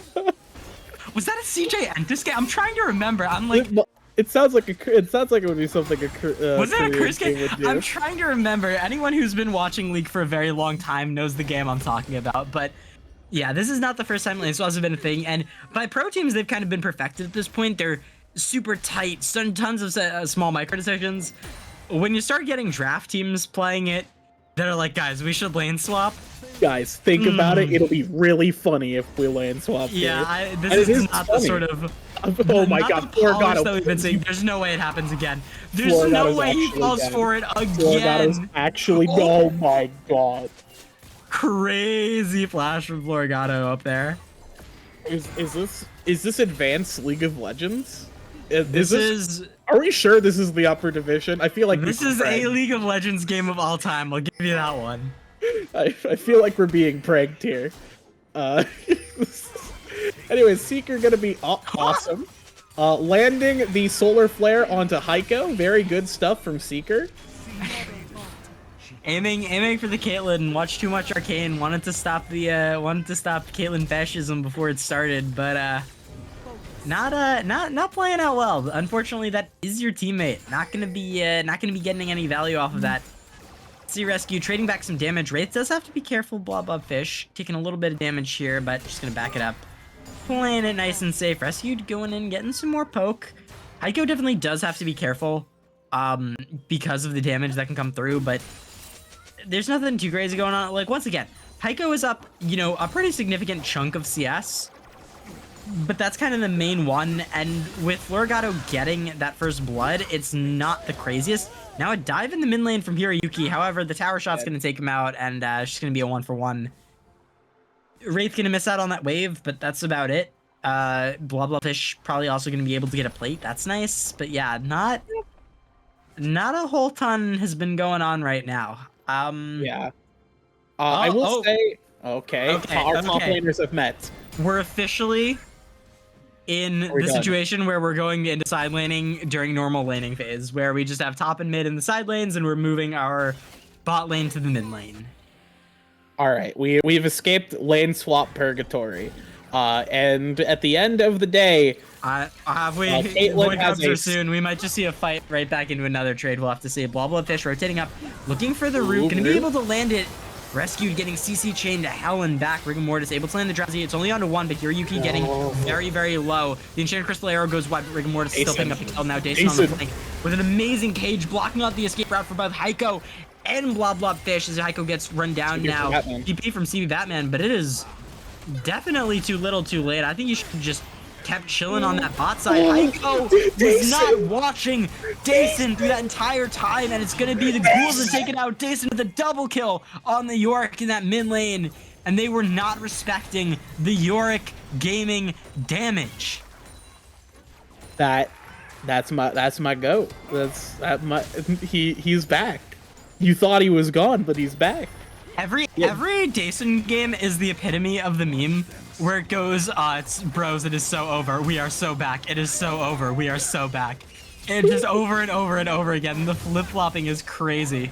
Unfortunately, Wraith goes down the mid lane because they were not respecting the TP from Blob Blob Fish. And so will Dason, because once again, they were not respecting the TP. They just overstayed their welcome a little bit too much.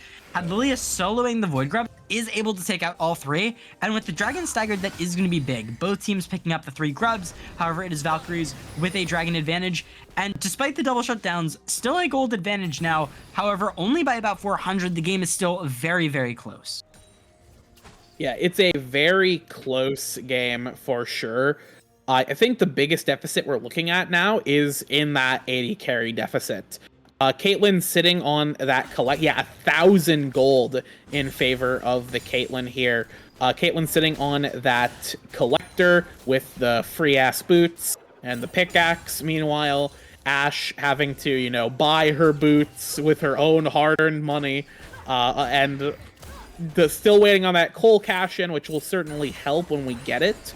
But it is still not at we're still not at a completed item yet, which is very rough for the Ashe. And this extra power curve, Caitlyn already is pretty strong in the early game when she gets her first item.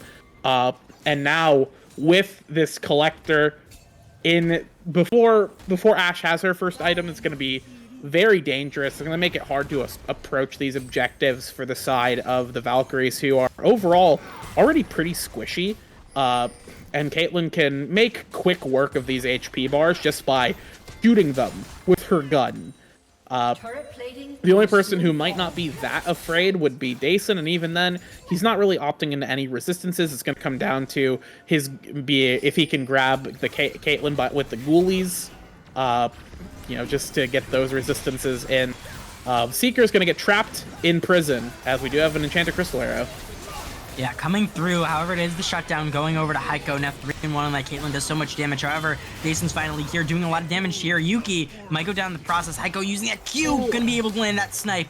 Collective damage being able to take the kill. Now Seeker looking onto Wraith, and Blob Blob Fish has been on the rotation now. The TP movement speed coming through, and Heiko's gonna be able to pick up another one on that fight. The East in the hole comes through. The TP coming out, going 3 wide into that portal, and Rescues run for the hill. He's under the tower, but it's gonna be another 2 kills going the way of the Gamblers, who blown this game open. Heiko now 6-1 with a quadra kill on the Caitlyn.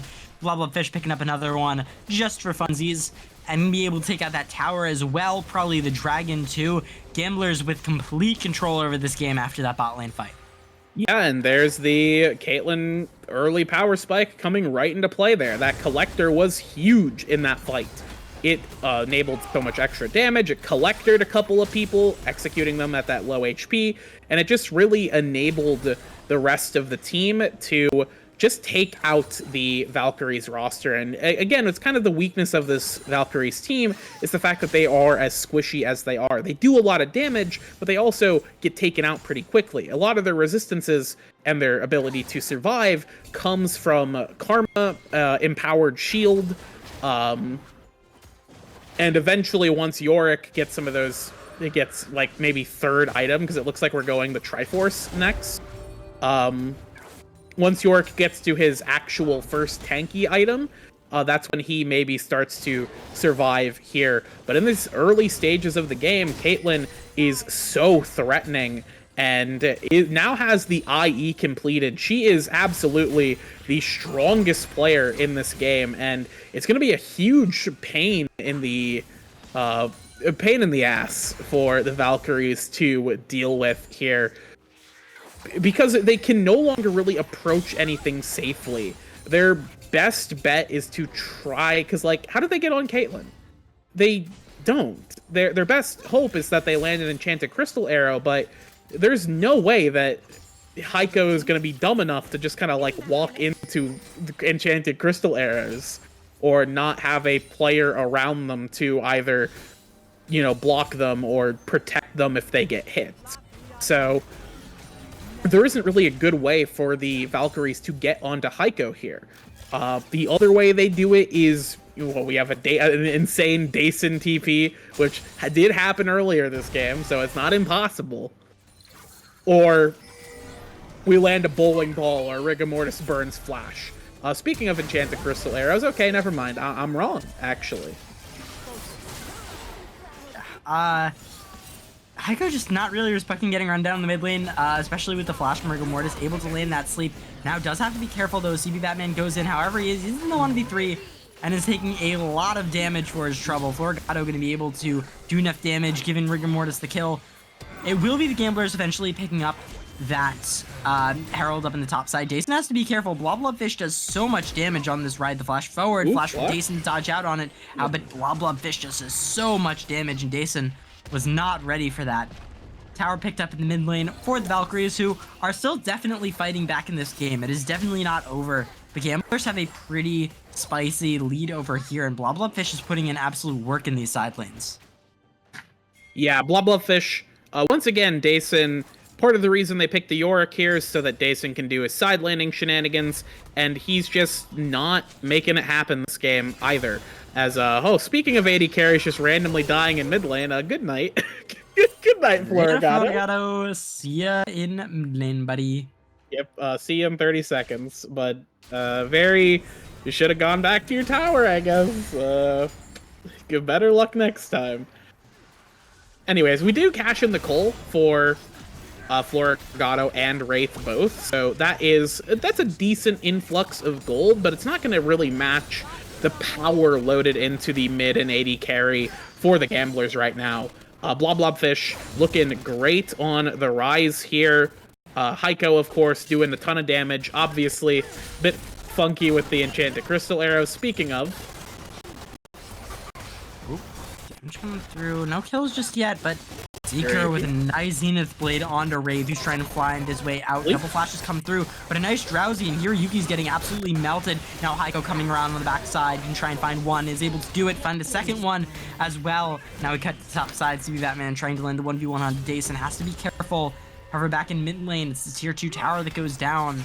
1 for 2 fights so far. Heiko and Bloblobfish are very low though and have to be careful. However, in the top side, Dason can be running down CB Batman, using the slows, using this to try and find the fight. CB Batman taking him through the wall, getting a lot of damage, but is caught completely off by that cage, and Dason with the solo kill up in the top side. Kind of, I mean, don't get me wrong, Greenmore is doing well, but Dason has sort of been the shining light in the side lanes here for the Valkyries. Has been doing very, very well. Looking for the damage now onto Bloblobfish. Wraith coming in to be able to land that kill. Finally landing the shutdown. That's going to be a massive golden injection to the mid laner that I think is going to be really helpful, especially just because these carriers have been really struggling to survive in the fights and be able to pump out the damage at the same time. Meanwhile, you have someone like Heiko, who is a full 3 items on this Caitlyn, absolutely devastating. Yeah, 3 items into a team with literally no resistances, aside from, well, plated steel caps on Corki. which is very funny to see in like a cosmic sense. We are seeing some armor getting picked up by Rigor Mortis now. The 2 core items picked up by the Lilia now just going into something a bit tankier. Probably the Zanyas, if I had to guess, which is certainly not bad. It will help kind of alleviate some of the pain you're taking from the Caitlyn, but not all of it, especially because we do have the armor shred on Heiko here to go in conjunction with the lethality. You're basically erasing any and all armor your opponents have, which makes it very easy for you to just kill them, which is, of course, the goal. But unfortunately, Valkyries actually have first move on this Drake, and that negates a lot of Caitlyn's effectiveness when she can't just find a point and control it. So yeah, the Drake's just going to be given over to the Valkyries here as they pick up the first cloud of the game. Very good for themselves. They're probably content with that. On the side, CB Batman CB Batman doing his best Dason cosplay on the side lane, 0-4. Attempting to split push here. Will successfully do so, cracking that inner turret in top lane. And once again, the Valkyrie is not doing so bad for themselves, but certainly looking a little rough around the map. 5 turrets picked up by the Gamblers to Valkyrie's 1 in the mid lane. Yeah, and ooh, the channel coming through. Oh, a nice route there. Seeker getting caught out. The Celestial opposition managing to block a lot of damage, but he is completely left for dead. The rest of his team realizes that, yeah, there's no saving this guy right now. Yep, no saving him. No hope. No reason to bother. So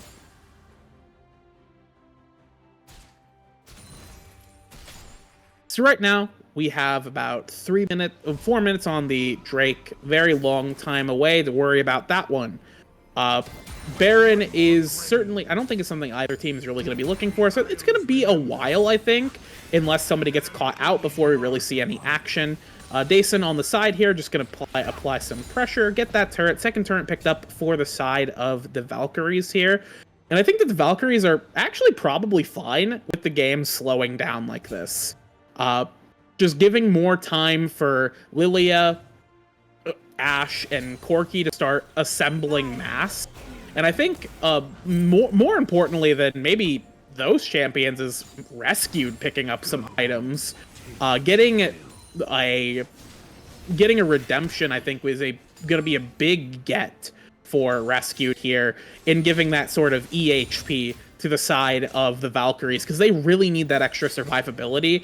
And on top of the, mantra empowered shields coming from the Karma, having a redemption coming down would be super great for them, because it just gives them extra HP they wouldn't have otherwise, and allows them to actually take fights that would otherwise just end in them getting killed because they are not as tanky.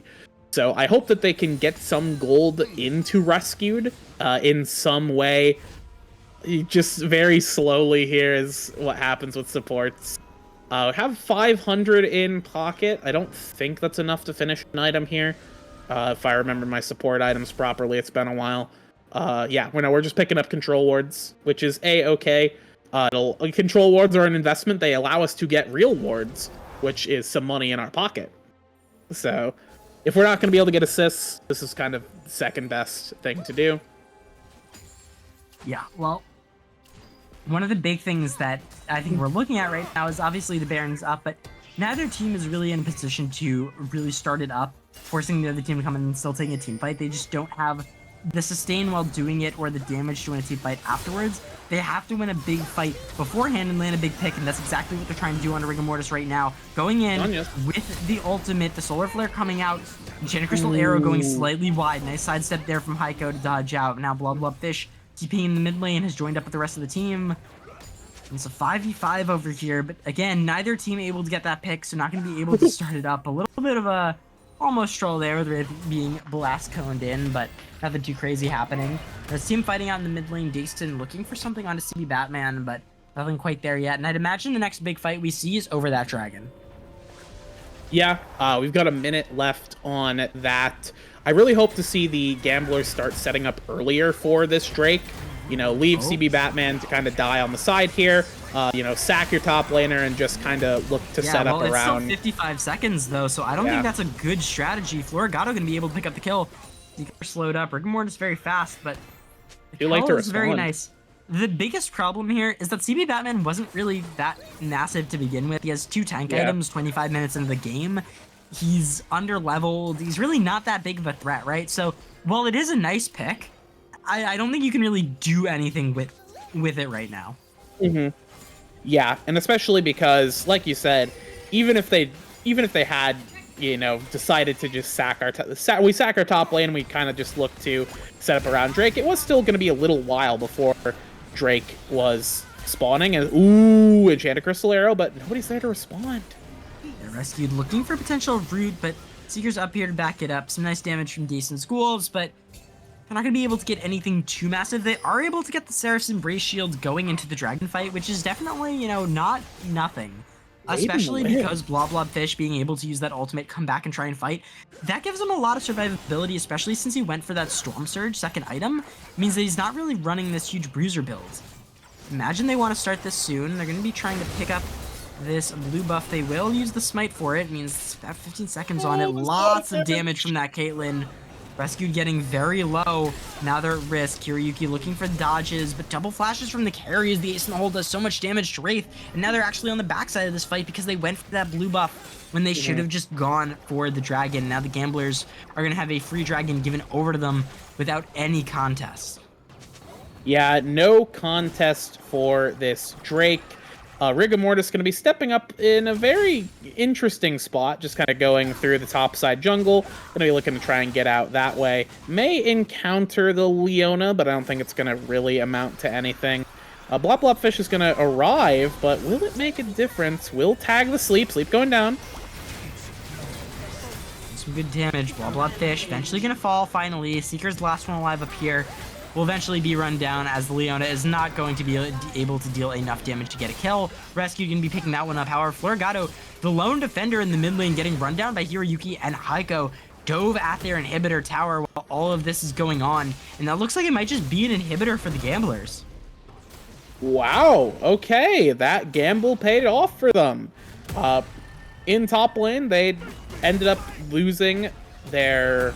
Blobfish and Seeker, but they lose Blobfish. Seeker fell in mid, and they decided, okay, well, we lose a player here, but that's a lot of investment from the side of the Valkyries, and the Gamblers are just in a good spot to punish it. They had pressure in bot side with CB Batman pushing that wave in, trapping Wraith down there, and in the mid lane, it just became very easy for Heiko and Seeker to use their big damage numbers to bully out Florigato and just keep them pinned under the turret, get that inhib, get the inhib turret, which is a huge win for the Gamblers here, because that mid lane inhib, sure, maybe it's not the most effective inhib to have in terms of splitting the map, but it will be a constant thorn of pressure that now the Valkyries have to address, and it will certainly hurt the Valkyries' game of attempting to split on the side with Dason, who is just going to collect Blobfish here. Unless, okay, no, Rise will survive. The Maiden also survives, though, which means Dason gets to continue his assault. Yeah, and I think your big win condition at this point is making sure that Dason gets as much priority and pressure down as humanly possible, because you can see every time they have to send multiple people and there's only one left to defend, they just end up getting dove because Heiko just does so much damage on this. Caitlyn is able to put out so much pressure. Hiroyuki's just able to dive all these squishy characters. It's really hard. Rigor Mortis did have to blow flash there in the mid lane to avoid that solar flare from Seeker. Yeah, dodging the solar flare out with the flash, which is really bad for Rigor Mortis, because when you're looking at the 4v4 here, because again, you know, when you're looking at a split push, you look at the 4v4, and the 4v4 is horrendous for the side of the Valkyries, because it's all loaded into, can Rigor Mortis land a big sleep? And without flash, that sleep is a pipe dream, as, oh my god, Ashe is dead. Yeah, big initial pick there. Dason TPing in, but it is the Gamblers picking up that Baron. Now Dason on the flank and be able to try and find something, but all the traps have been set up. Unfortunately, the Gamblers are caught alone on the side. Wraith goes in a little bit too early and is caught out by Heiko, immediately pulled over the wall by CB Batman. Rigor Mortis finally going to be able to take out the kill on Caitlyn, but it might be a little bit too little. Heiko finally being able to die, picks up that Edge of Night, but eventually Rigor Mortis is going to go down. See with CB Batman picking up the kill, rescued, forced to run away, but this entire time, Blah Blah Fish has just been using the TP. Seeker stopping any back. Station trying desperately to run back to his towers, but it might not be enough. Blah Blah Fish takes out the first tower. Yeah, Hiroyuki, CB Batman both back up here. Florigato forced in, but it's going to be the shutdown for Hiroyuki. They're onto the towers. They're onto the Nexus. They want the game, but they want a little bit of stat padding before it's over. Blah Blah Fish staying alive, and a double kill for Hiroyuki as the Nexus finally goes down, and the Gamblers will be your Sapphire champions of the Blue Auto Draft League. I mean, the Gamblers found the angles. They took advantage of their comp strengths and completely just dominated the Rift. Dason and Rigor Mortis did have a good showing in that last game there, but in the end, the kind of weaknesses of the Valkyries comp were apparent. And once Caitlyn got that advantage early on, it became so much harder to pilot this super squishy high damage composition, because Caitlyn can just out damage you, and with her traps can control any part of the Rift you want to aggress on. So it became so easy for the side of the Gamblers to just go for a pick or go for a favorable dive, because the damage from Heiko was so far ahead of anyone else in the game, that aside from maybe Blob Blob Fish, that it became so easy to just kind of dive and take any fight you want without being too concerned. I think it was a good effort from the Valkyries. I think the comp was certainly creative, but in the end, they needed to stay strong for longer and ended up just kind of falling behind too fast and being just run over by the high power early to mid game damage of the Caitlyn. Yeah, and eventually the Gamblers were just a little bit too much to handle. And I think that's sort of what we talked about going into the draft, right, with this comp, is that you have a lot of damage, but any slight mispositioning error is going to be immediately capitalized on. There's just too much dive, too much CC. Is exactly what's going to happen. And I will give the Valkyries this. They fought a hell of a series. They didn't give up. They never really just rolled over and lost a game. It didn't feel extremely one-sided, but the Gamblers, honestly, just playing better League of Legends, it feels like the majority of this series. Yeah, and I think that is the case. I can't remember if we're going to be doing interviews with anyone. We are. I'm looking for some people right now. Just give me a moment. Yeah. I think if we are going to be doing interviews, we'll go ahead and throw it to a quick break as we go ahead and get those set up. And then we'll be back with our Sapphire Division champions, or at least somebody representing the Sapphire Division champions, the Gamblers.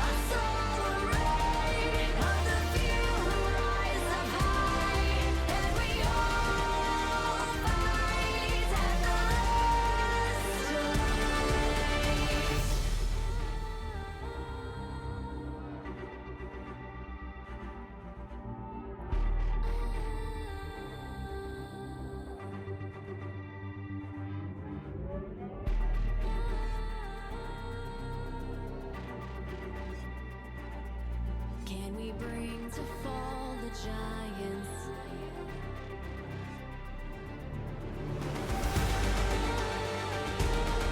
Can we bring to fall the giants? Can we bring to fall the giants? Can we bring to fall the giants?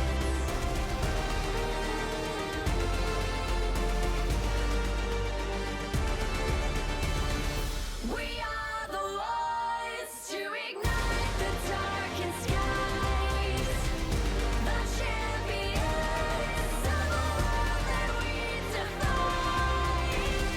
A solar ray of the few who rise up high, and we all fight at the last light.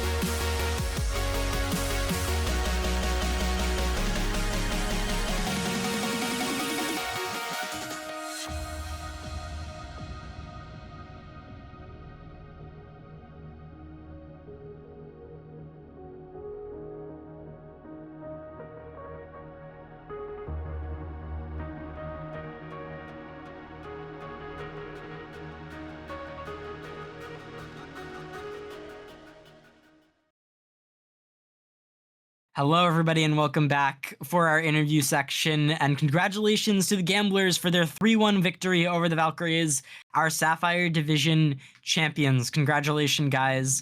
With me, I have all the members. I have Seeker, Hiroyuki, Heiko, Batman, and Blobfish all coming in here. Just a big congratulations, guys. Really great for all of you. Is there anything you'd like to say to the fans at home real quick? Tonight, we all channeled our inner Batman. Oh, yeah. Okay, super. I want to thank Blob Blob. He was here for half the season. God. Yeah, he helped us a lot. Thanks, Blob. Yo, we got you, Flash. Don't worry. Yeah, no, All W right. Blob. W Blob for sure. Yeah, Well, shout out to Flash as well, who isn't here with us. Yes. It's all love and Flash. Unfortunately, had some stuff to do, and that's actually the first question I was gonna ask is blah blah. You've been here for a while. How is it feeling, sort of being the sort of sixth member, filling in a lot? It really felt like people were tagging out, that you were coming in for the playoffs. You helped this team out a lot. Do you feel like you've sort of earned your spot as a significant member of the team? I think you did. I think you played very well, and I think it provided the team a lot of leeway, especially going into playoffs, being able to rely on someone that they played with before and not just have to grab a random person out of the server. Yeah, I think it was week 2 that I played first. They kind of just said I'm the honorary sixth man after that, and anytime that came up, I could sub in. So it just kind of went through that. And I think like we ended up 12-1 with me playing, so it worked out. Like we take those. Yeah. We take those indeed. It was definitely a very fun watching a lot of the gameplay, being able to sort of swap out between play styles, and I think it was definitely entertaining to watch. And speaking of entertaining to watch, Batman, those picks, the drafts sort of being a very side lane oriented, split pushy bruisers, lots of flashy plays, and then eventually the Cassante at the end. Were you not feeling yourself, or were you just saying, all right, let's end it here? I don't need to do any of the too crazy flashy stuff, or had you already had enough fun? I wanted to get a lane swap game in. That's why I really wanted to see it in the I wanted to see if we could do it, and it was not fun for me, but it's fun for everyone else. Yeah, it definitely was interesting to watch, and that's actually what I was right about to ask for Heiko. The lane swap shenanigans worked out seemingly very well, playing the Caitlyn, ending up with a massive CS lead at 15 minutes of almost 40. Just being able to transition that into the rest of the game, did it feel sort of hard being able to move around the map? Did you have to sort of concede some stuff, or did it feel natural? Kind of. I mean, we were just pretty much perma matching Yorick, and it forced them. So then they ended up sending support. So it was like Dash and Xante playing against each other, and they ended up just giving a bunch of CS. And then we just got a bunch of plates leads. We didn't have to play around dives, which actually worked super well because we just were able to play super safe and didn't have to risk anything, and just got to head through CS and tower plates. All right, and for last two, I gotta ask this of Seeker, the sort of hidden power through all of this, maybe not making the flashiest plays, but an assist monster, 46 assists across all games with a 58% kill participation rate. I mean, it definitely felt like the sort of backbone, the sort of anchor for everything that was going on. Do you feel like maybe, the sort of support underappreciation was felt in chat, or maybe that things were a little bit rough, or did everything go right according to plan? Did you feel like the strategist sitting back in the chair, like everything was working exactly how intended? Oh yeah, always. No, but really, these guys made it easy, and I think any support in the league could have probably done the same. But I appreciate the carries. All right, and our last one up on the block here, Yuki, the role swap anchor from having to play with a second emergency sub, being able to lock it down both bot lane and jungle. How are you feeling going into those first couple games having to role swap? Is that something you were comfortable with? Because that brand game definitely wasn't looking bad. Yeah, thank you. Yeah, well, first off, shout out Cycle for missing game 1 too. We can ask him about that later. But I will say going into it, I actually felt pretty comfortable going into the lane swap because I actually played another draft league, Summit Esports, and where I'm actually ADC in that league, and I've been practicing ADC really primarily recently for that league because I just hit finals in that one. So going into this, switching to ADC actually felt it was a fine swap for me personally. All right. Well, thank you so much for all coming on here, and congratulations once again. Is there anything else any of you would like to say to our viewers at home before we head out? Shout out to Kid Kat. Edith. No. Make sure you fix your sleep schedule and maybe set an alarm on your phone. Maybe that's all I'll say. Not my fault. My computer updated and it caused it to shut down, so my alarm didn't go off. Wait, you use your computer as an alarm clock? Yes, it is the only thing loud enough that actually worked for me. and then my computer just updated through the middle of the day, and I ended up sleeping all day. Yeah, You he's know a what? I psycho. respect it. All right. Well, as always, I have been Noctisera. Joining me in the booth was Becky Rita, Wookie Monster on production. Thank you all so much for watching. It has been an amazing season with all of you watching, with all of our players. Thank you so much. Congratulations to our winners. And stick around. We definitely have more Blue Otter coming to you in the future. Our next season being a full fearless system should be extremely fun. We hope to see plenty of returning faces, hopefully plenty of new faces.